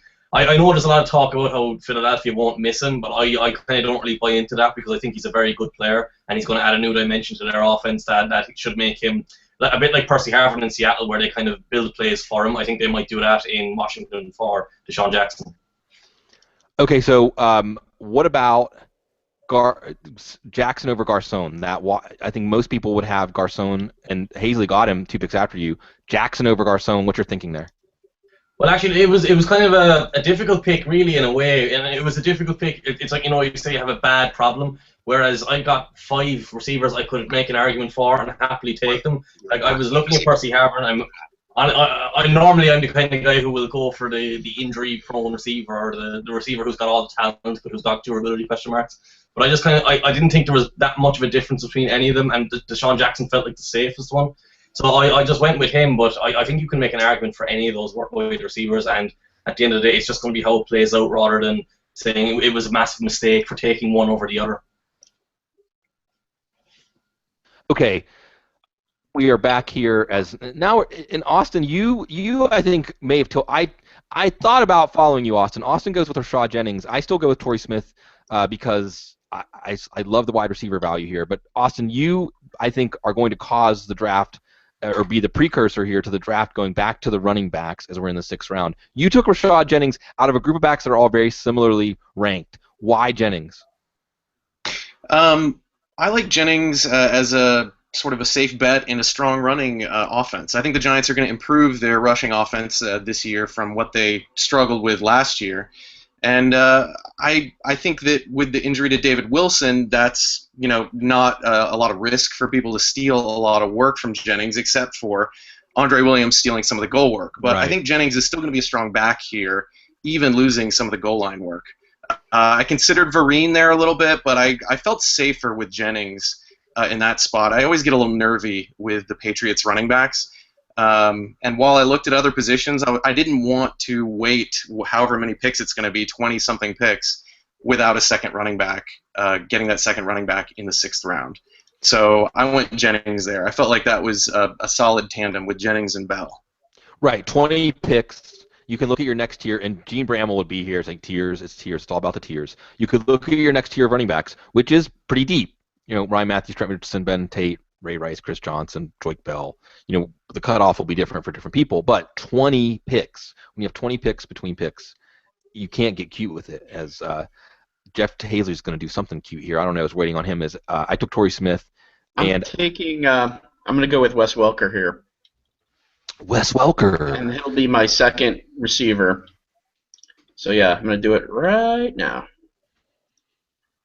Okay, and if I seem short with my responses, it's because I'm juggling using the draft dominator, entering my picks, and using a old school piece of paper to try to keep track of my picks as well. Nothing wrong with paper. No, but Austin, really quick, draft dominator. I mean, tell for people who have not yet purchased. I don't know what it's up to now in the world. It's one of the fastest, highest selling apps in the world. The mobile draft dominator. How is it fitting in your draft here? It's interesting because I can sort of double check sort of the VBD value and go, am I really picking the right position here? And also feel like I have David Dodds sort of looking over my shoulder going, well, this is the guy who I would pick. You really should pick this guy. Right. Well, the Dodds thing is, and those of us that have done drafts here, mock drafts with David Dodds, is probably the scariest, one of the best trash talkers. Kean's on the clock here. Ooh. So That's interesting. We're going to get to hear a case made for an oldie but goodie in a wonderful Irish brogue. But David Dodds will often tell you in the 12th or 13th round, I'm still taking players from my top 50. When are you guys going to make me get off of my top 50 list? And the draft dominator definitely gives you that kind of mental edge. Kean, you'll watch, and Jake Locker goes at 6'8". So this, again, 2 quarterback drafts. Jake Locker in the 6th round. But Maurice Jones-Drew also in the 6th round. Kean, did you watch too many Jackson? You kind of even pulled me in a little bit last year with your Jacksonville Jags game recap saying it's not Jones-Drew's fault. So what do you see for him this year in Oakland? I probably drove you a bit mad last year going on about him because I was always saying that everything in the mind, all the vision, the agility was all there. He was just he wasn't fit entering the season last year. You could see that he was slowed by the off-season surgery. And the offensive line, I tend to call offensive linemen who I don't think are very good wet cardboard, and that's what their offensive line was like running behind last year. And I think he'll be improved, has an improved offensive line in Oakland. But watching him, even maybe I'm being reacting too much to the first preseason game. But watching him in the first preseason game, the little bit of health looked to be there, the little bit of the burst was back. And this is a guy who 2 or 3 years ago was going in the first round. He's not that old. I think he's a year older than Jamal Charles and around the same age as Adrian Peterson. And I think he's going to be a volume back. Maybe Darren McFadden will steal a few carries, but I'm not going to buy into McFadden. I take him here because I think it's Chad Parsons who has taken him around this time. I'm not sure who else has taken him ahead of me in a couple of these football guys drafts. So maybe I'm reaching a little bit, but there wasn't a receiver I was in love with, so I went for Jones-Drew just as the back I liked the most. Yeah, and wow, and Jeff Tiefertiller, and I don't know if he's still muted, but this is a good one because Crabtree was definitely someone I was in consideration with when I took Torrey Smith, and we'll see if the second one, look at the second pick, and Ray Rice goes 6'11". No, but I mean, if you actually have Maurice Jones-Drew higher, and I'm seeing Jones-Drew go as high as the 7th round in regular drafts, so you don't, if that's the guy you have at the top of the second tier that you're getting into, I mean your tier for your second running backs, then you have to take him. Now, well, we got a general question here from a good one from FF Cup on Twitter, and he says 17 quarterbacks in the top 40. Is this typical for a 2-quarterback league? Fair. And I'll ask you first, Jeff Hazley. Do you feel like this has gone, at least as far as quarterback scarcity goes, in a somewhat typical fashion for a 2-quarterback league? Yeah, pretty much. I wouldn't say that, like we talked about before, we could do this again in an hour and it would be completely different. But just like you said, auctions are always different. But yeah, all the main quarterbacks are off the board, and there's a few who don't have a second one, and there's no necessary rush to get that second one as of yet because there's still serviceable quarterbacks left, and at this point, it's all about getting the best roster. And we're seeing now at that turn there, Jeff Tiefertiller. I think you're on mute. I don't know, maybe not on mute. You ended up with Crabtree and Kendall Wright. How do you feel about that? Good. And so that was mine. You asked me about the running backs a minute ago, or last time around, and taking Reggie Bush. Let's take Jordan Cameron off. But whether I went receiver Jordan Cameron or running back Jordan Cameron, I feel much better with Bush there and having Crabtree fall. I really would have liked Roddy White, even Welker. But Kendall Wright's a guy I really like. I think he's destined for 100 catches this year. It's hard for me not to think with any type of stability, Wisenhunt there, that he's not gonna get a lot of catches. Well, stability is the key there. Again, we talked about this earlier. Jake Locker, 6th-round pick Jake Locker. and his durability. No, and again, this is where you see that scarcity come in. But Michael Crabtree, I want to go back to Crabtree because I just have this hesitation. I have Crabtree below Torrey Smith. I mean, I looked at Crabtree there when I took Torrey Smith, and I thought the consensus pick would be Crabtree here. I'm just worried, guys, about is there going to be enough balls to go around in San Francisco? But often when I have that objection for taking a player, 3, 4, 5 weeks into the season, the player, because we saw what Crabtree could do with Kaepernick 2 years ago at the end of the season. He was on fire. However, the second receiver at that time was like Kyle Williams. Jeff Hazley, should I be as afraid of? You got a pick coming up. Austin Lee. Should I be afraid of Crabtree, or am I overblowing this concern about the passing pie being small and split up too much in San Francisco? I think there's reason to be concerned about Crabtree. I had him a little further down my list. I've got about 4 receivers left on the board that are ahead of him. But I'm not overly concerned. I think if he was my wide receiver 3, I'd be okay with that. Wide receiver 2, that's a little dicey for me. I've got him, I think, outside my top 24 at wide receiver in this format, in PPR. I think there's right to be a little bit concerned there. They just don't pass that much. I mean, they're one of the lowest passed offenses in the entire NFL. So even if he's really a big part of that offense, that doesn't necessarily mean he's great compared to receivers on other offenses. Ian, you just sunk my battleship. But I should have known that Emmanuel Sanders wasn't going to make it to the 10th pick of the 7th round. But everyone has heard me do this enough, as I'm about to take my pick. Emmanuel Sanders in the 7th round. I mean, it's a slam dunk. Why? Well, obviously he's playing with Peyton Manning, which is a massive, massive deal. I think he's a very, very good receiver who's been slowed in his development by foot injuries. I think the Steelers would never have let him go if those foot injuries hadn't have happened. And people forget that he was actually ahead of Antonio Brown when he initially came out. They selected him above him, and he actually, during his rookie, I think it was his rookie year or the second year where they went to the Super Bowl, he was becoming a key member of that offense. And he's a very, very talented player and someone who is very versatile, which is exactly what the Broncos offense loves. I think he'll slot straight in for Eric Decker, replace his production, and maybe even improve on it. Okay, I'm at a fork in the road here at the 10th pick. I have 2 running backs I've got 1 running back under my belt, and it's just Arian Foster. I've got Torrey Smith and Roddy White. And the running back tier, it's still full. I mean, Trent Richardson, Ben Tate, Frank Gore, Stephen Ridley, Pierre Thomas in a PPR, Lamar Miller. I mean, these are all, at least, you don't stick your head in a bucket of cold water if you have to start one of them as your number 2 running back. But I'm going to look here, and I'm going to see that Austin has 2 running backs, and I'm going to look here, and I'm going to see that Chad Parsons has 2 running backs. I'm not sure. I can't feel compelled to take Trent Richardson or Ben Tate in a draft this year. The worst thing happens if these guys take a 3rd running back and get greedy, then I'm falling back on Frank Gore. I can handle that. I'm going to take my best available wide receiver, and it is T.Y. Hilton. I take T.Y. Hilton, and I'm sure there's some people out there that might say, "You crazy?" I mean, Keem Nicks just caught 5 passes tonight. T.Y. Hilton is, depending on who you ask, we have heard a lot. He's been on the field in all the 2 wide sets. We know that he's a talented back, but he's been extremely inconsistent.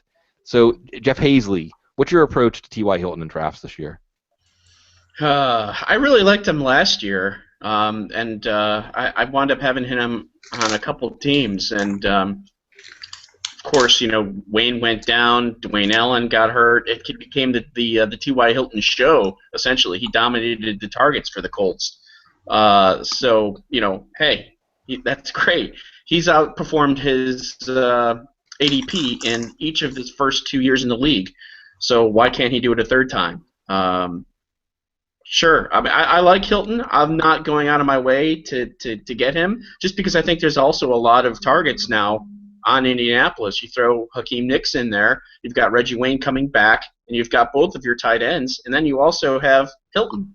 So chances are we're probably going to see some sort of a regression there in terms of targets and receptions, and there's some better players that I think I would rather have. Like, for example, I took Edelman instead of him. Killed me. You both killed me, Sanders and Edelman.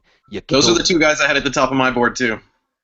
So, what do you? I mean, there's a lot of good you can talk about with T.Y. Hilton, but there's a little bit of concern though, just because of the points that I just mentioned. Yeah, and just to show how inconsistent I am, my concern about Michael Crabtree is the passing pie and how it will be split up. With T.Y. Hilton, I'm more inclined to think along the lines of, well, the ascendant talent will rise to the top, and I'll worry about how that works out because talent creates opportunity. Now, to me, the difference here is Andrew Luck versus Colin Kaepernick, and I'm not trying to be that down on Kaepernick as a passer, but I think that is what breaks the tie. So 1 running back did go, Ben Tate, and Austin took Mike Wallace, and we'll get back to him on that. Alex Smith, 7th round pick, 2 quarterback leagues, everybody.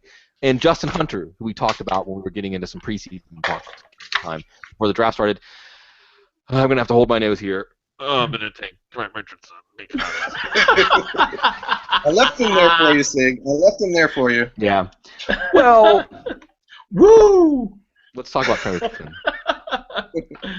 No. And Trent Richardson is almost someone that I'm taking here on the negative assumption, and Eli Manning goes at 8-4, on the negative assumption of the rational coaching, right? Pep Hamilton, I think, is not rational. I think Pep Hamilton's going to force the ball to not just Trent Richardson, but Trent Richardson in what aspires to be a run-heavy offense. But I also think Richardson will be used more as a receiver. I still think he'll be first in line for goal line carries, and I'm just taking him just sheerly as the first running back on a team, and that is going to move the ball. And as a number 2 running back by committee leader in the 8th round, where he's usually a 5th round pick, I'm getting that discount that I want. Jeff Hazley is on the clock. I've got a request. Yeah. Can you tell, because I don't have the Dominator up or anything, I'm flying solo here. Can you tell me how many teams have 2 quarterbacks? On the Dominator here? Yeah. I can tell you that there's 22 quarterbacks have been drafted. Okay. One team has 3. One team has 3, so there's 3 teams that have 1. Right? Yeah. Who are those 3 teams? You have 1. Bill and Bear. No, Bear and Matt. And Patanti. Patanti has Breeze. Aaron Slackberry has RG3. Okay. And Jeff, you have Dalton. So that's the right question to be asking, because Jeff has 14 picks until his next pick, including 2 by Aaron and 2 by Matt. So Patanti. chances are, you said that that's Aaron and Matt only have 1 quarterback? Correct. And me. Okay, so there's Manziel, there's Bridgewater, there's Flacco. There's EJ Manuel, Bortles. The Dominator says take Manziel. Yeah, I need someone who can play week 1. Baby Dodds is looking over your shoulder going, take Manziel, take Manziel. Yeah, we need to update that Dominator. Go big or go home. No, Yeah. I'm Ohio. home. I'm skipping quarterback here. I'm gonna go with my third running back, who actually I like a lot, especially because his bye week there's only like 2 teams on the bye in week 8, and that's gonna be Frank Gore. And Gore's solid, and Gore will probably outperform Trent Richardson. If I was truly picking totally on conviction, I would take Frank Gore. There's some tiny little part of me that still is not convinced that it's time to close the book on Trent Richardson. But Kian, is it time to close the book on Trent Richardson? It's hard to argue it's not, isn't it? I haven't been a fan of it. I didn't watch him in college, and I kind of spent his rookie year arguing with people that I didn't think he was very good. And I generally would wait when players are rookies and young, and he's just too slow. And the one thing that would make me optimistic with him is if they spread the offense out and put it in Luck's hands and play with more receivers on the field, he'll excel in that area because he's a good receiving back, and he actually, once he gets to space, he can be very good. He just can't get to space. Okay, you're on the clock. Sorry, Austin. You said you left him there for me. Thank you. Remind me to put you on my Christmas card list. Another quarterback. You're welcome. So, but again, you took Tate over him. Sam Bradford, Kian takes his third quarterback, and that's another thing that we're going to talk about here. And I'll go back to Kian after this. Is at a certain point in 2 quarterback drafts, even when you have your 2 quarterbacks, you get greedy. You get greedy because you got buys to cover. You get greedy because quarterback injuries happen. You get greedy because, as we talked about earlier, the trade value of that third quarterback as the season goes on, and you have the signal sent out now that may get some other people thinking about that, including, of course, the 2 teams that need a second quarterback. But Austin, you took Ben Tate over Trent Richardson, and you knew that position that was going to put me in. But no, Trent Richardson, are you feeling basically the same as Kian? I mean, are you moving on from him? I'm moving on from him. I mean, he is, a starting running back in the NFL that's going to get, I think, a decent amount of work. It's not like, Bradshaw is going to be banging down his door to take over the starting job there. But I just don't see him getting a lot of fantasy points per touch there. Sure, he's going to be more involved in the passing game than he was last year, but they only involved him sort of like late in the season last year. So in a PPR league, I still don't see him really emerging there. I don't know. I like Ben Tate more in that situation, even though Ben Tate's injury prone, because I just figure I'll get more per week when he is playing, and then I'll find someone else to sort of fill in when he eventually misses a game. Okay, we got Tiefer Tiller on the turn here, and Tiefer Tiller almost got Colston, who we talked about in the mix in the 7th, 6th, 7th turn. Dan's got me twice. Dan That's good value for Colston there, I feel like. Yeah, that's a tremendous value for Colston. By the way, I just want to interject. I think that Austin in close-up cam looks a lot like Dan Marino. I could see that. Where's the isotone? Would you like to buy some isotoner gloves? Yes. Oh, totally would, man. Let's do it. Bloom, I was set. You're going to like this next pick, and I was looking at this pick along with Colston. Well, I know what's coming here then. And it's a guy I've been talking about. I honestly thought about taking him over Richardson. No, I thought about taking him over Richardson because I did not expect him to get back. But, Guy's making waves, man. But the part for me, you mentioned Crabtree last time around. I'm probably the lowest on staff for Crabtree. Yeah. From all the reasons you said. So for me, he's receiver 2, receiver 3. But it's hard for me to buy in. And I was hoping to get Colston Benjamin on this turn to kind of soften in case Crabtree flamed out. No, Benjamin is still nice, and I've discussed it at length. But Jeff Hazley, you're a Panthers homer, and you can echo some of the things I've said, and also give me the perspective from the locals and otherwise. Are they excited about Benjamin as I am? Well, yeah, they're just grooming him as the number 1 receiver, and he could actually be literally the number 1 receiver, even ahead of Olsen. in terms of targets, in terms of receptions. And I don't think he's going to be the 2003 version of Anquan Bolden, where he comes out with 101 catches, but he's going to get a lot, and he's going to be involved. He'll be Mr. Third Down, Mr. Red Zone, and Carolina will lean on him as much as possible. It seems like they're a really good match between the two of them with Cam and Kelvin. So they both are going to benefit from each other. Yeah, go ahead. Hey, I was going to tell you this pick right here. It seems like I'm the only guy that's still on that train. The guy I just picked. Ooh, wow. And so it feels like I'm the only guy that's still on that train. Okay, so let's not leave it a mystery for people who may not be following draft. Steven Jackson, why are you still on the train, man? He's one of the few legitimate receiver running back ones. Like I was saying with Maurice Jones-Drew, Kean took him a little before I would have. I like the boldness of that pick, though, with Jones-Drew. But Jackson's he ran hard. He looked decent when he was healthy last year. I expect that defense to be horrid. Devontae Freeman has not stepped up. Anton Smith, Jaquiz, they're not going to be They're not going to be getting any of that pie. And so it looks to me like he's going to get as many touches as he wants.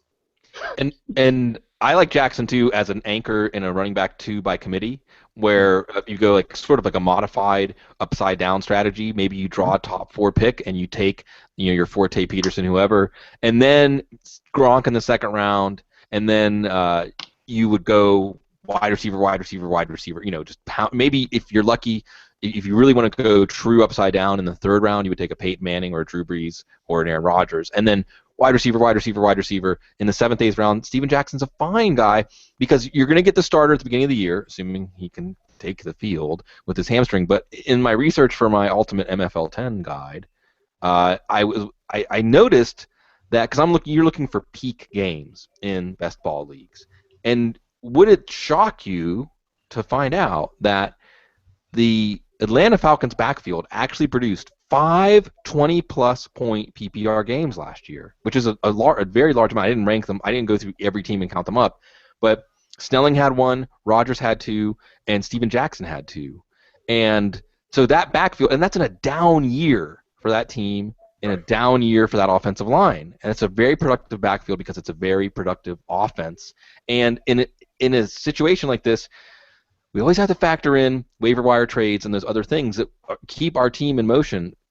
Yes, Steven Jackson is likely to get hurt at some point this year, and you're going to need to plug someone else in for him. However, in the meantime, you have your waiver wire, your trades, and those things to build your depth. So especially as an anchor in a format where you're saying, I'm going by committee, and Kean is struggling. He is struggling with his pick.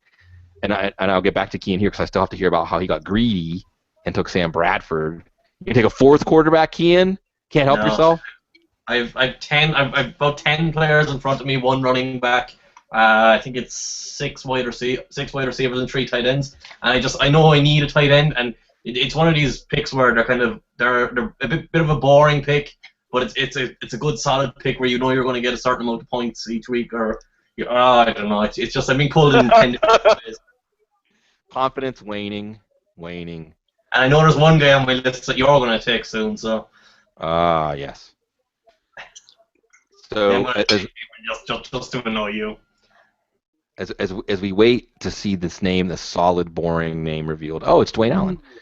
Well, and I think that pick is indicative of how once you get past the top 4 tight ends, it's hard to make a great. Maybe Jordan Reed has some upside that the others lack, but if you have your guy isolated, you gotta get him. But Kean, I'm gonna go back to the Sam Bradford pick.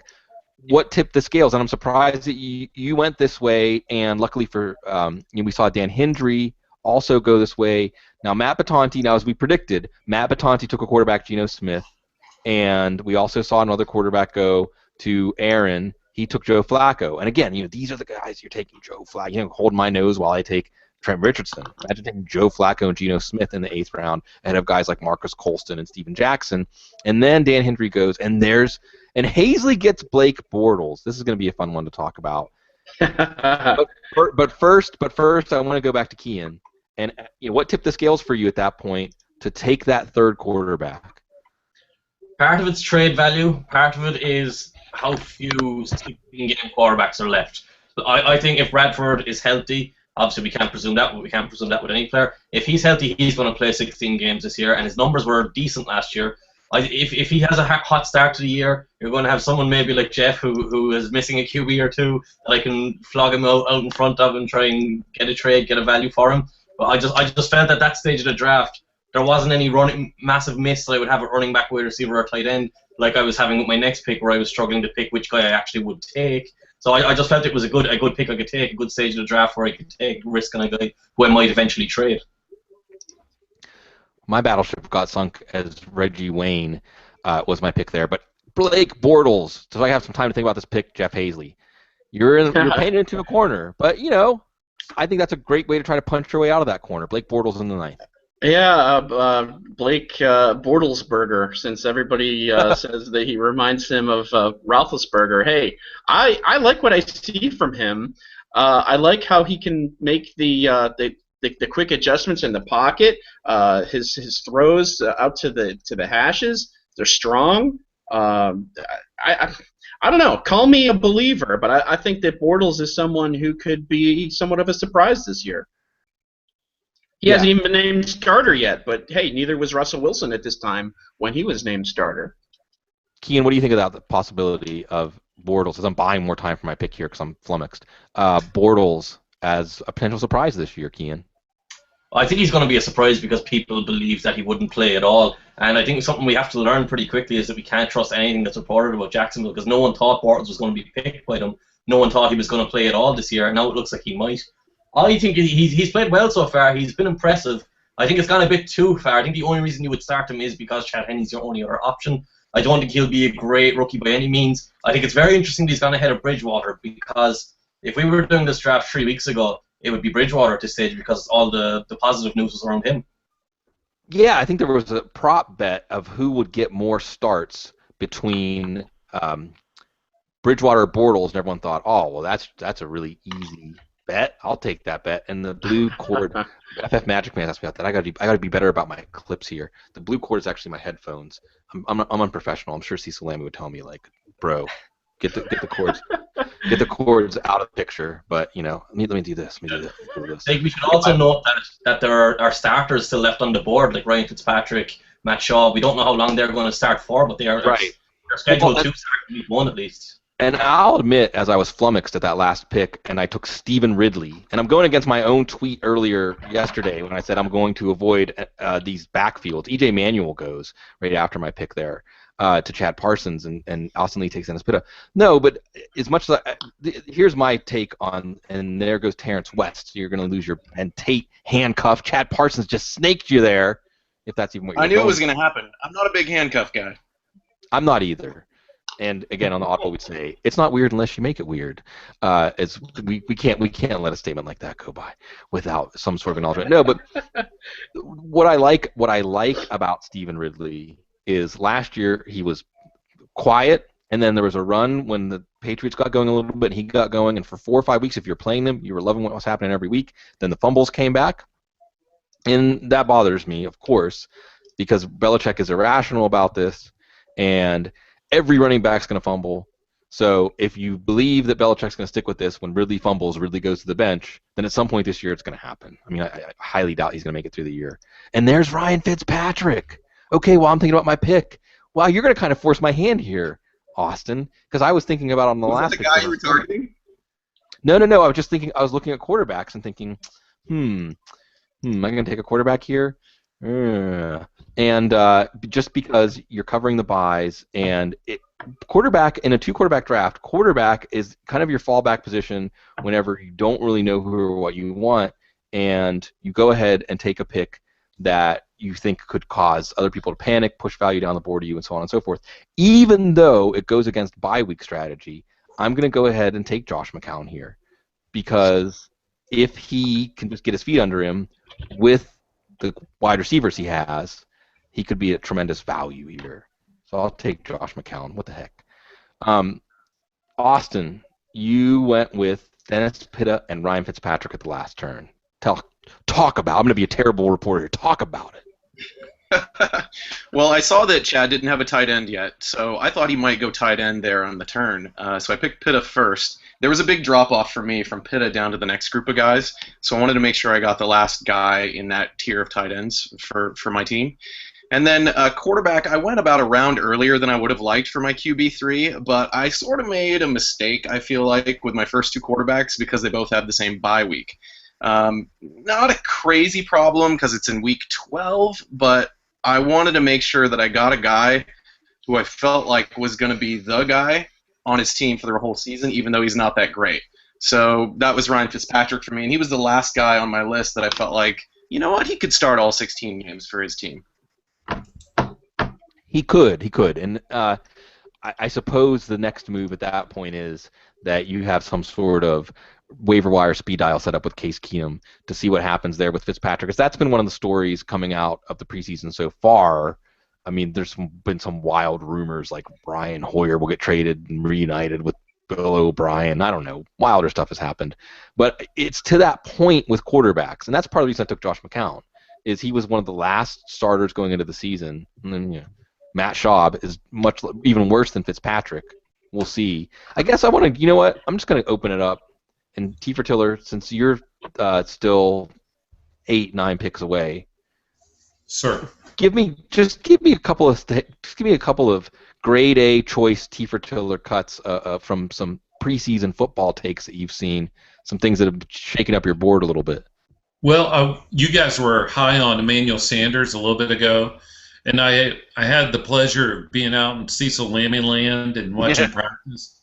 And I got to tell you, and I know that it was one of them was when Demarius was out, the other one was when Julius was out, so there wasn't that much speed on the field. But when you see Sanders compared to those other receivers, his speed is evident. And I have to give the coaching staff enough credit to think that they will figure out how to use him. To me, that has to be. Two other things that jump out to me, and I'm going to probably let Hasley pick here and see, but it's hard for me not to think that either Derek Carr or Zach Mettenberger or both aren't going to start several games this year. Jake Glocker has an injury issue or probability, whatever you want to talk about, and I don't believe in Charlie Whitehurst at all for Tennessee. And then Matt Schaub. The one thing that I've put in some of my articles so far is how bad does Matt Schaub have to be that Houston chose Ryan Fitzpatrick over him? Well, his confidence is shot, and we haven't seen signs that he's getting his confidence back. But Right. You were recapping the Texans last year, Kian. What's your take on the chances of something, Matt Schaub doing something reasonable? Do you want this a quick answer? It's not. No.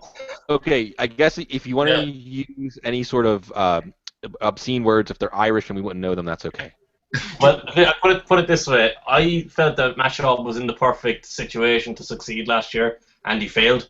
He looked like the oldest player in the league in terms of he was very tentative whenever there was anyone near him. He was very slow in everything that he was doing. The arm strength didn't seem to be there. You look at some of the interceptions he threw where you're just kind of going, like, what are you seeing that you're making that throw? And I think he was never really a great QB. He was perfect in that system they had that was very run dependent, and him throwing off play action and running off bootlegs. And I just think the athleticism is going, and the mind isn't. Let's say the mind isn't Peyton Manning's mind where he can compensate for it. And confidence is just, I mean, it's just so crucial. Jeff Hasley, Yes. you take Ruben Randall here in the 10th round. Why does Yeah. Randall get your stamp of approval? I think he's kind of fallen a little bit because some people are concerned about his hamstring, but I'm not too worried about that.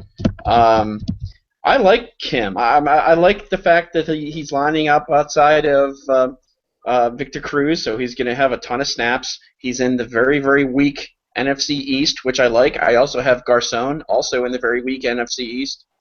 I think that those teams are going to score a ton of points, and Randall has 9 touchdowns and 60 career receptions. So all points point to hopefully a strong year.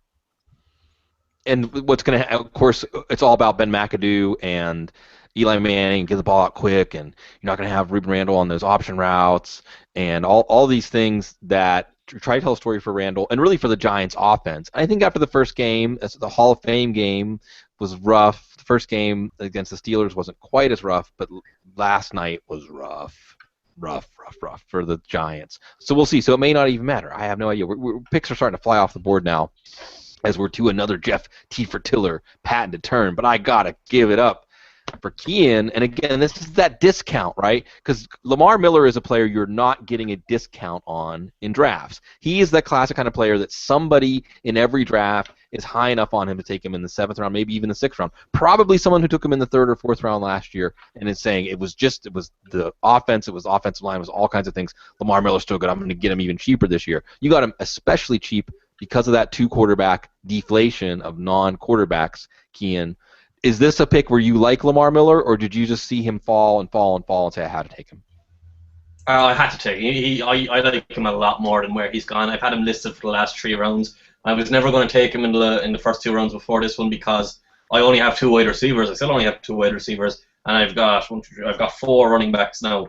And I just took Miller simply because I think he's going to get a huge amount of touches in that LaShawn McCoy role. I'm not happy with their offensive line. It's a bit of a nightmare. But I think he'll be. I think he's going to produce true volume of touches, and I think he's a talented runner. I think he's going to get catches. He's been used as a receiver a little bit in preseason, not a huge amount, but enough to make me optimistic about what his outlook will be. And a big part of it was I think wide receiver has plateaued now at this stage. I've got 4 wide receivers on my list right now, and I'm back on the clock right now. I've got 4 wide receivers to choose from who I'm happy to take, and who I would have been happy to take in the last round. So, and there was no one really that close to Miller in my eyes that was left on the board, so it was a pure value selection. Okay, take a wide receiver here. And just to give you an idea, again, of how it goes in these drafts, I was weighing Stephen Ridley versus Pierre Thomas at that pick at 9-10 when I was taking a running back. Pierre Thomas just now went off the board at 11-4. So you see positions, because of the nature of the psychology of drafts, you see positions get neglected. And it's funny how we all are like 6-year-old kids following a soccer ball, and you know when Kian took Sam Bradford, and then eventually you got to the point where, again, when I took McCown and Fitzpatrick went, I think that triggered that it's time to get any starting quarterbacks left. Matt Schaub went a few picks after that. Kian, you take Tavon Austin, a highly debated player. You've looked at him for pushing the pocket, correct?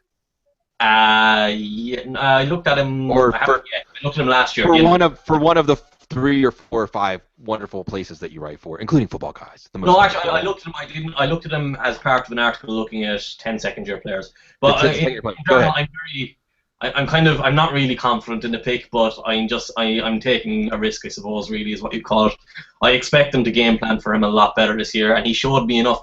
I wasn't very happy with him last year in terms of being a wide receiver. He dropped a lot of passes. He didn't really look great at the catch point, but when he got the ball in his hands in space, it's a threat. And you kind of bank on the idea of him developing. I look at him kind of like Brandon Cooks, where people are taking Cooks higher than him, even though Cooks is the rookie. And I just kind of think you're going to be better off going for the second-year guy in that kind of role. Maybe I'm completely wrong, and he just doesn't have the talent because I'm not that high in him as a football player. But in terms of fantasy, I think he'll be a big part of their offense. Okay, I'm on the clock now. I'm gonna have to. I've only got 3 wide receivers, so this pick would have been Dwayne Bowe until about 3 days ago. Instead, it's Kenny Stills, and Austin Lee is on the clock. Jeff Hazley, you take Devontae Freeman and the rookie running backs. We're getting to that part of the draft where the rookie running backs are going to start to go. Why Freeman out of the rookies and other running backs that are left? I don't know. I just kind of like his upside. I'm not really convinced that Atlanta has the answer at running back, and I know that the coaches think that he can be a starter, be a primary back. We all know that he's electric and he's an excellent pass catcher. So, and you pointed out, or maybe it was Jeff that pointed out, that Atlanta had their share of passes to running backs last year. So I think that continues, and Freeman is just someone that I think is a good target there as my running back. What is it, 4? So I'll take him. Hey, Bloom.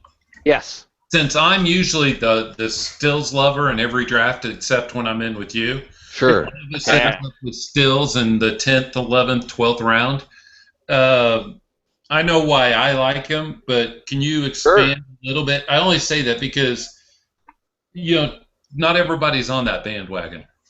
Yeah, and Stills was an interesting guy to watch. And of course, if y'all don't know out there, Jeff Tiller is in Oklahoma, and I've been having Mhm. Jeff our conversations about Oklahoma wide receiver prospects playing in Oklahoma go as far back as this is going to be a fun name to bring up. Darius Bowman. Darius Oh yeah, Bowman, anybody? Oklahoma and Oklahoma State. But watching Kenny Stills at Oklahoma, you saw a guy that had really great takeoff speed, was great in the air, but like all these receivers out of Oklahoma, not necessarily a polished route runner or a precise player, and also a bit of a finesse player. And then you hear in his first offseason, heading from the draft into his first camp, he's doing MMA training. I love that. I mean, if my concern about a player is that they need to toughen up, then MMA training is a good way to do that. Then you see him last year get out, and you see that speed translate. You see the deep ball game translate. Remember that epic New Orleans, New England game? Kenny Stills made a tremendous touchdown catch that would have gone down as the game-winning play, and I think it actually would have increased his profile a lot more if that crazy comeback hadn't happened with Brady going back down the field. I think it was Tompkins who he hit. So Kenny Stills has already shown that he can be the deep ball. He can be the Devery Henderson in this offense. But what I think is being overlooked, and it kind of goes hand in hand with Brandon Cooks, and I want to see where Brandon Cooks went. Cooks went at 907, so that's actually great value for Cooks.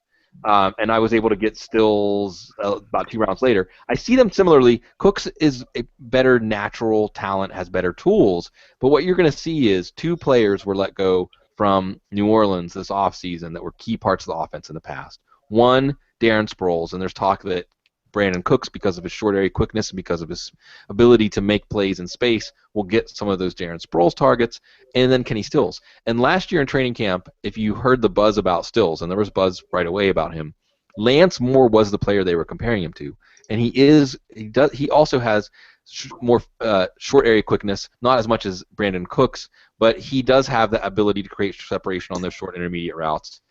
And because he has the threat of the speed, he will get a cushion. So I think that he will soak up some of those Lance Moore targets. In other words, you have in both Stills and Cooks a combustible situation where you have young ascendant talent, you have a tremendous quarterback in Drew Brees, and these are both players that if you're looking for upside, you always want to. I've hit this a couple of times on different shows over the last couple of months. When you draft a receiver, like 60% of the pick is the receiver, and 40% is the quarterback and the offensive line, and for St. Louis receivers, we have to bring in the offensive coordinator. You're drafting Brian Schottenheimer. Sorry, Kian, you have a part of Brian Schottenheimer on your team.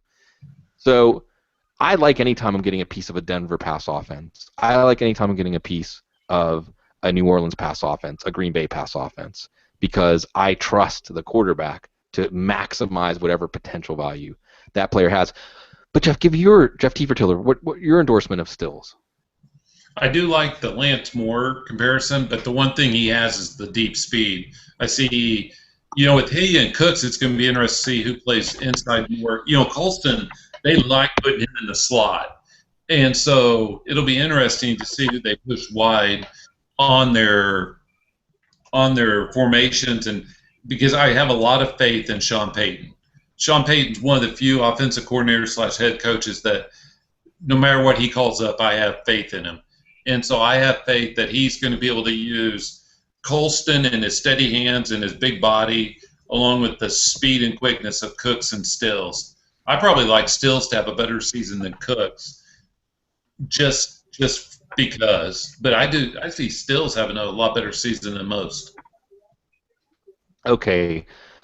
I'm just going to have to take Dwayne Bowe here, I guess. It's the 12th round. And by the way, just to prove to y'all that I really don't pay attention to buys during my drafts, I have 3 running backs, Foster, Richardson, and Ridley, and they all have Week 10 buys. So I'm not, but, I've got 9 weeks to do something about that. I don't have to do something about that in my draft. That's something I think that is not stressed enough during drafts. It isn't like, well, I'm sure there's some leagues where there's no waiver wire moves and no trades. I don't know why there'd be no trades after a draft, but when the draft is over, you aren't just stuck with the players that you drafted, and you have to stick with those players all year or even for week 1. So I think that it's important to not get flustered in a draft. And this is the same kind of idea that you should just take all of your starters before you take your backups. Now you got to build in all the different ways that your team will morph and change. Austin Lee, at the turn, you take DeAndre Hopkins. You go to the DD show. DeAndre Hopkins and D'Angelo Williams. Why were they the picks, Austin? I felt like I needed another receiver and a running back. I was feeling good with one tight end and 3 quarterbacks there. I went with the draft dominator a little bit here, trying to get some advice from Dodds, channeling Dodds into the draft a little bit with the D'Angelo Williams pick. But Hopkins, I feel like I wanted to pair him up a little bit with Fitzy and see if they can make some magic there. I wasn't 100% sure what to do with that D'Angelo Williams pick. I feel like he doesn't have a lot of upside, but I wanted to nab sort of a safe guy to sort of anchor my running back crew before I start going with the high upside guys.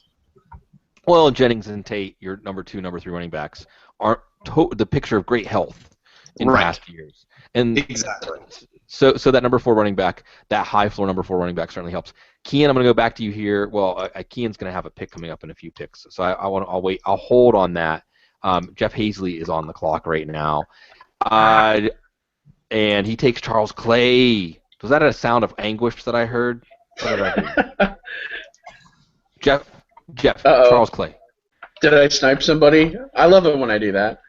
I'm a little bit concerned with his knee, but I mean, the fact that it hasn't been that much of a story tells me that it's probably just some minor injury. He'll be back in no time, and I like the Miami Dolphins offense this year. I think that he could be someone who could equal, if not better, his numbers from last year, which were solid, with over 60 catches and 6 touchdowns. I don't have it in front of me, but yeah, I'll take him as my second tight end behind Julius Thomas. And what's interesting here, tight ends are actually, I think, going a little bit earlier. Well, tight ends are either going a little bit earlier or right about the same place as they're going in typical drafts. So the scarcity of tight end is still driving that position, even though it's a 2-quarterback draft, and we can look through wide receiver and we can look through running back, and we can find players going 2, 3, 4 rounds later than they would have. You're not necessarily seeing that at tight end. You saw Vernon Davis and Jason. Martellus Bennett was available? How did I miss him? I would have taken him. Damn. Should have used the Dominator. I should have used the Dominator, right? Oh, man, that's all right. No, that's okay. But I absolutely would have taken Bennett over Clay. How did I not see that he was there? That's my fault. It's because of Santonio Holmes. Santonio Holmes put that. Yeah, no, I totally would have taken Bennett. That sucks. Thanks, Keon. Well, and again, no, seriously, I want to go back and touch on this. The draft dominator, folks. Draft dominator. Because no, seriously. Well, I mean, it's a mock draft, so we're not going to hand ring about or anything like that. That's exactly what the mobile draft dominator can do for you. Even if you have done the last 100 drafts and you rarely have moves that you regret, it's going to bring things to your attention. Let's put it that way. So Bloom, you're going to like this. Bloom, yeah. You and I talked about on Twitter this week, and this right here on this corner is what I like better than you do. But you're going to get to do it. You're pulling it off, though. You're pulling it off. And for a 12th and 13th round pick, and this is the advantage of picking at the turn. Go ahead, talk about it. I just, tell them what you did. Tell them what you did. Sproul's gone. I took Kyrie Robinson and Ingram several rounds after Pierre Thomas. I like Pierre Thomas. He's going to get a lot of receptions. But if you look back in history, there were several, I won't say the majority, but a lot of weeks that 2 Saints running backs were RB2s or better any given week. And so, whether it's Sproles, Pierre Thomas, Robinson, Ingram, whatever. So taking 2 here, even if you're desperate and you have to play them both the same week, no problem. And since they play the same role, if Thomas is hurt, or one of them's hurt, it's going to be easier than in years past which one to start. Yeah, and it's the 12th and 13th round pick. it's a 12th and 13th round pick. I mean, that's the thing. If you have to spend if you have to spend a 9th, 10th, 11th to get Kyrie Robinson, and then also you may not pair him up. This is the advantage of picking at the turn, though, is that you can lock them both up, and it's a minimal cost for. I mean, I don't want to say you're rooting for anyone to get hurt. We never root for anyone to get hurt. But if one of these guys goes down, then you've done well. And even you can look at matchups. Like remember the Dallas matchup last year when you wanted to start every single Saints running back. So you can still pick you can pick your most. That's going to be Falcons in week one. Okay. Somebody's speakers on. Must have YouTube video open.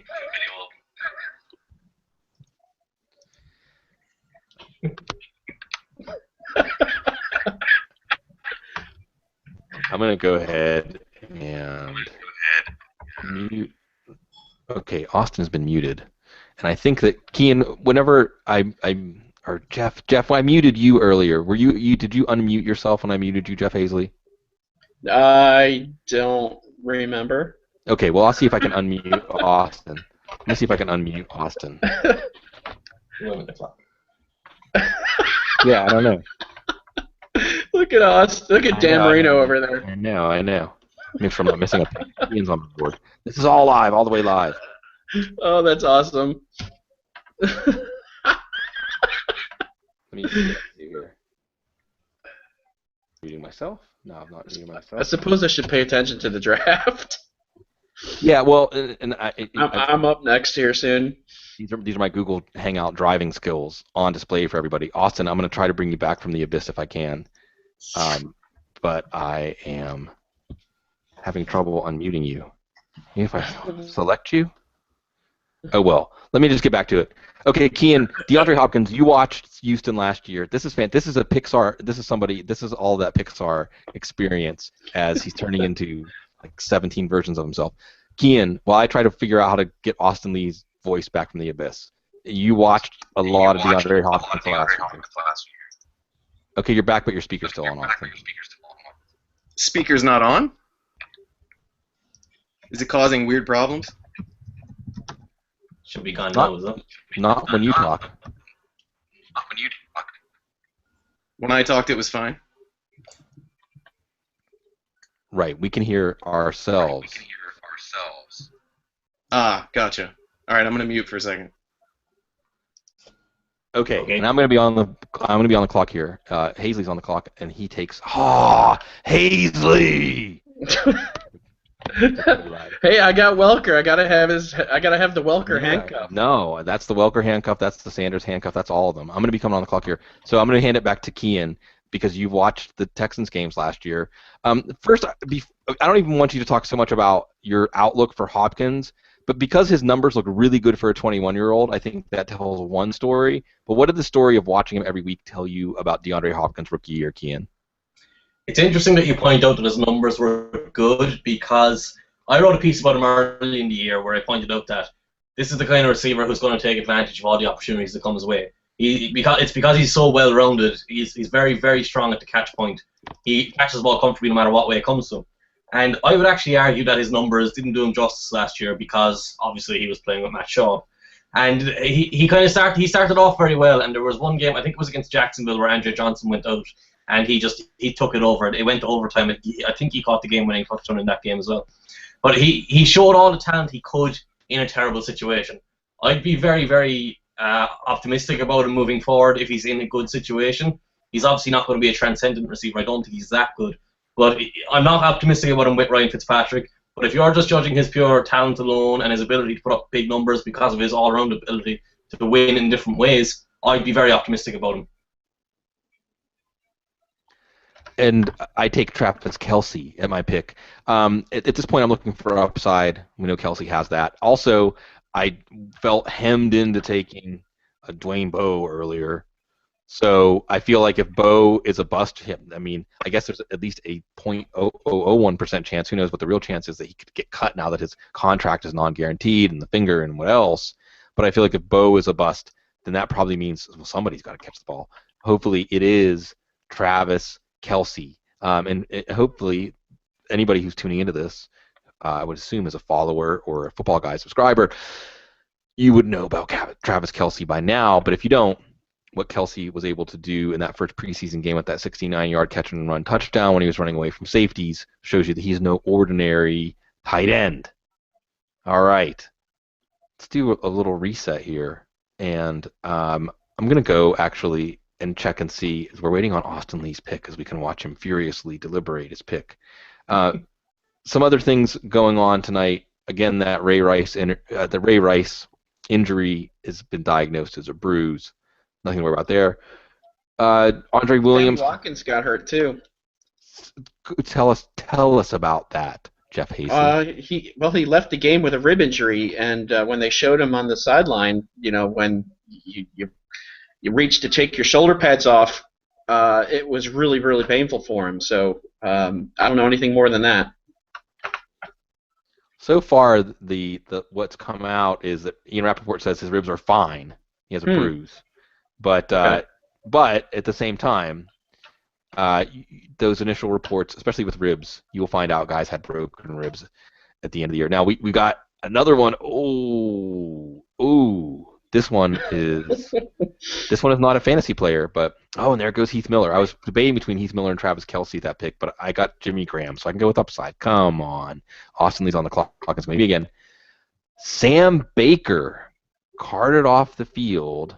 The hyperextended Atlanta left tackle Sam Baker. Kean. Well, he wasn't he wasn't that good. We're talking Sam Baker here. Didn't they draft a rookie tackle? Jake Matthews. Yeah, right. So, that's more of a depth thing. Well, it's not huge. You said depth. I mean, that puts that would put in the line of fire Lamar Holmes or maybe Gabe Karimi, because you could move Jake Matthews over to left tackle and Gabe Karimi could get on the field. That's not good. Now, granted, Matt Ryan was able to produce at a basic level for him without Roddy White for part of the year, without Julio Jones for part of the year. You would think Julio and Roddy White being back alone could help. But maybe that's the biggest injury of the night as Delaney Walker goes. So now we have a mini tight end run, and it's back to me. And, let's see. I feel like it's the 14th round. I will just go ahead, and I'm seeing Kristen Michael, and his star is starting to fall. It's the 14th round. We're swinging for the fences. I'll go ahead and just take Kristen Michael. It's a good pick. And his star is starting to fall now. Turbin looked pretty good, and there's a lot more people examining this and saying, well, Michael's not really the number 2 going into the season, and I'm sure that they would split, but I see. Jeff T. Fertiller looks amused. Are you amused, Jeff T. Fertiller? I just think that at this time of year, we always try to anything that's certain, we try to make uncertain. Anything that's uncertain, we try to make certain. And Christine Michael has certain talent, and we want to ding him to death. And the guy, whenever you watch him play, he pops. And so, yes, Turbin would have a role if Lynch went down, but Michael would be a every week fantasy player regardless of who they're playing. Yeah, that's the thing. And go ahead. I would have taken him. He was on my list. He was queued up, ready to go. Yeah, well, and it's just and T. Fertiller nailed it. You're taking a talent, and there are players in fantasy football.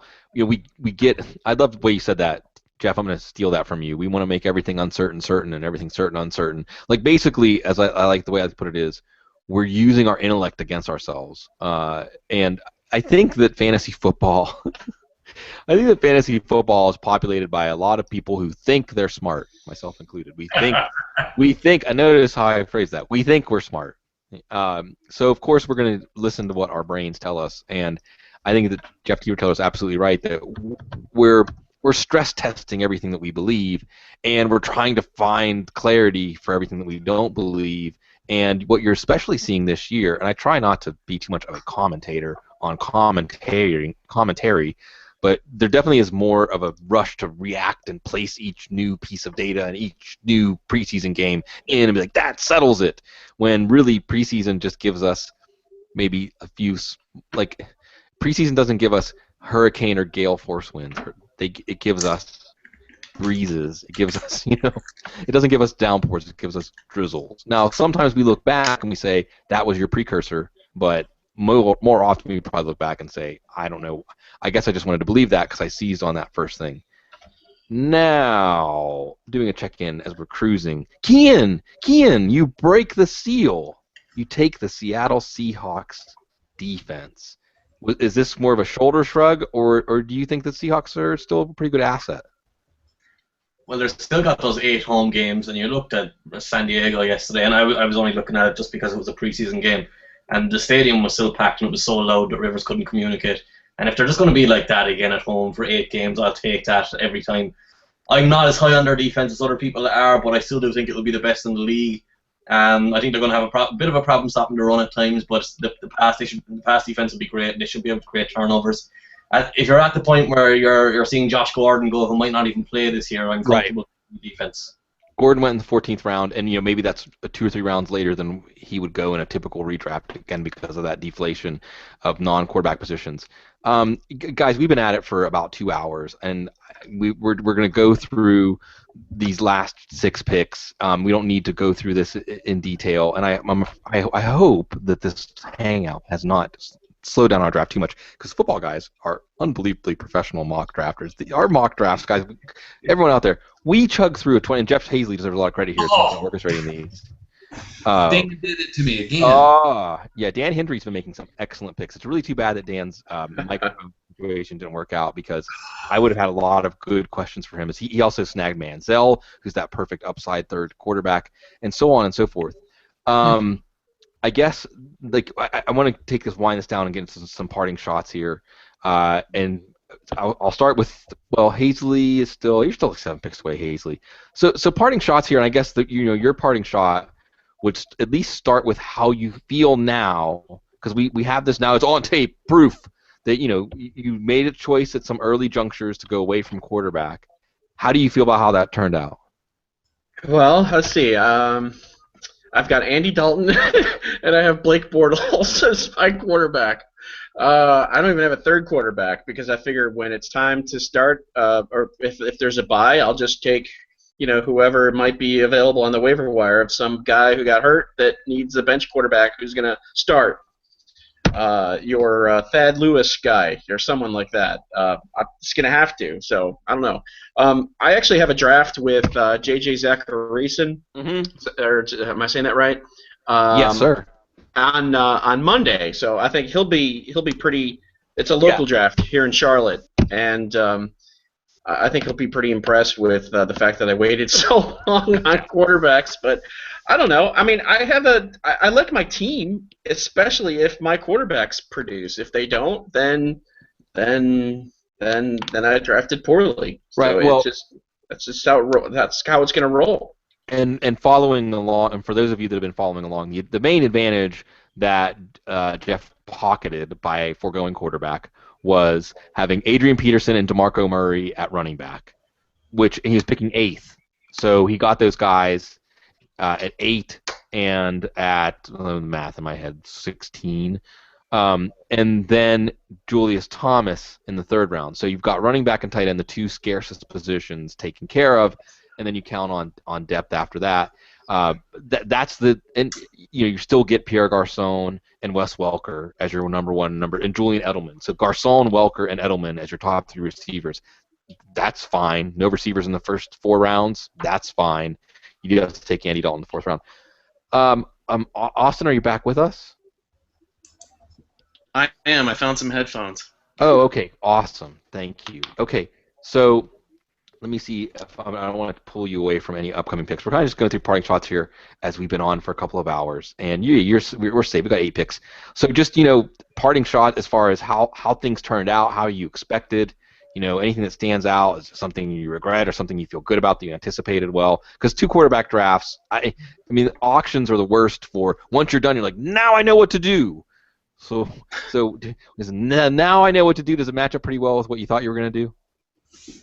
Yeah, it matched up pretty well with what I thought I was going to do. I think the thing that I would do differently is that, in a one quarterback league, I'm not really paying attention to the bye weeks of my quarterbacks so much because I usually only draft one quarterback. I'm not a big backup quarterback guy.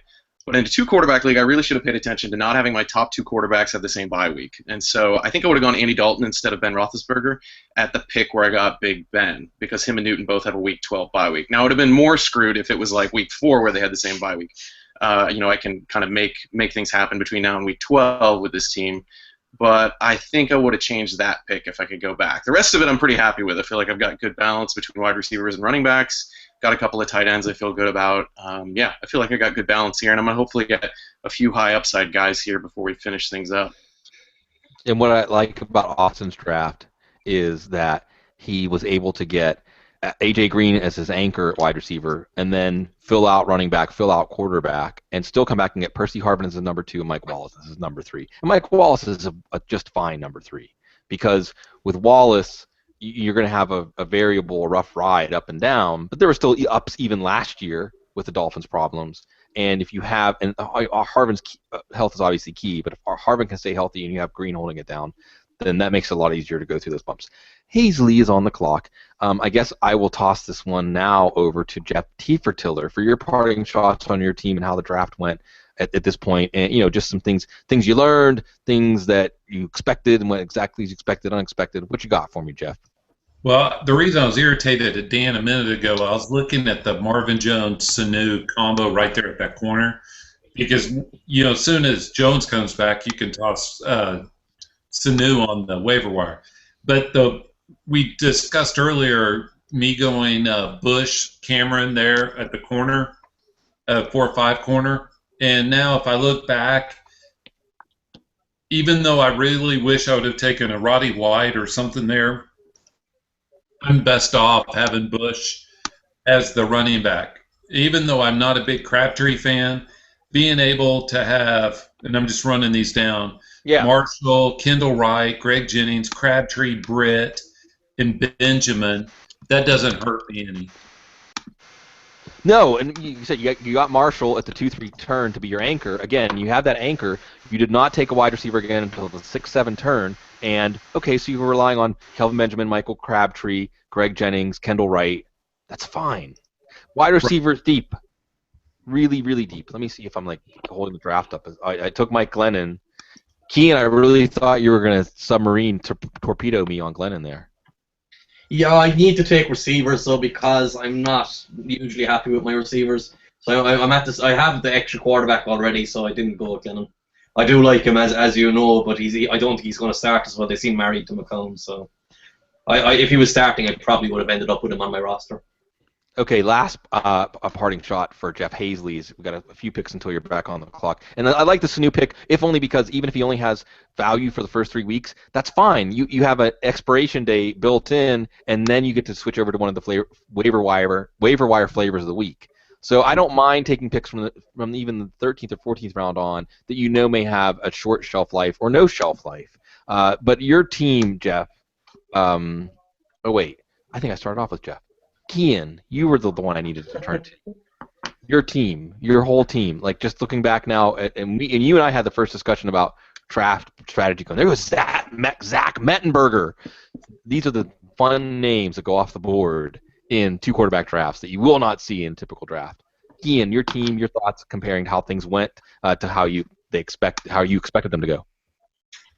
I really do like getting 2 quarterbacks in the first 2 rounds or first 2 or 3 rounds, because it allows you to forget about the position and only look at it if you want to grab value. And you're not really panicking about someone coming back to you. You're not really worried about, can I take this running back, can I take this wide receiver in the mid rounds? And I felt like I could just go for value all the time. A lot of running backs that I fell to me, and this is something that seems to be happening with me this year. Maybe it's just I'm valuing people differently to most people, and I ended up with Morris Jones-Drew, Marshawn Lynch, Lamar Miller, CJ Spiller. I feel I'll get quality starters out of there. My tight ends are a bit boring, a bit stable. Dwayne Allen, Martell's finished, but I don't mind that. It's the wide receiver position that is tough, because this is the kind of strategy that I love in best ball, because it'll just pick my best wide receivers for me. But I'm going to have to figure out Can I just start Deshaun Jackson and Emmanuel Sanders, and is that going to be enough? Is Tavon Austin going to be good? Is James Jones going to be all right in his new situation? I've just got a lot of question marks there. It's the one area where I would like to have question marks rather than having question marks at quarterback. So I feel pretty happy with the draft, really, overall. Yeah, and I want to go back to that point you made about just, hey, take the 2 quarterbacks early. And that's generally how I feel. I mean, I took Jimmy Graham in the first round. I got Foles and Cutler in the second and third round. And I generally feel that way. I'm going to go ahead and take my pick here. I generally feel that way, too. And it's very similar to me to the conundrum of running backs. Because, yeah, in the first, second, third round, you're going to look at how sure of a thing the running back you're looking at is versus how sure of a thing that the quarterback or wide receiver or tight end is, and it's not going to look as good. I mean, you're taking on, especially after the top 4, of course, you're taking on more risk, you're taking on more question marks about workload and things like that. However, it isn't like it gets any better as you go farther in the draft. In fact, it gets worse. The quality of wide receivers stays pretty level, and now in the 4th, 5th, 6th round, the warts get bigger on the running backs. Likewise, that's what happens with quarterbacks. Yes, taking Jay Cutler over some wide receiver running back types who are second-round picks feels off. But how about Dalton in the 4th or Jake Locker in the 6th?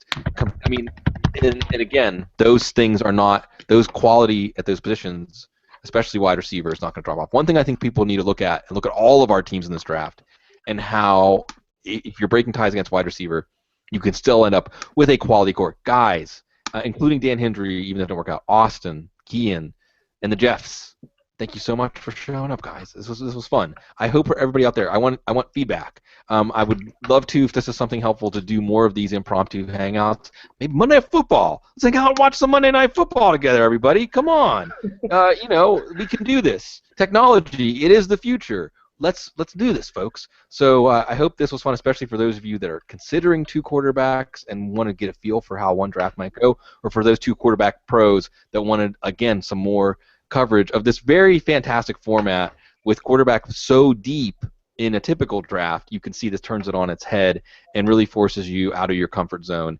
This is I love the challenge. I hope everyone out there loves the challenge and the puzzle and the journey. So thanks to everybody who joined us. I think we had between 30 and 50 people for most of this thing, guys, and it's going to be out there on our YouTube channel. Hopefully we'll do this again. We'll hang out again really soon. So everybody out there, I feel like even though this isn't audible, I got to tell you to stay classy.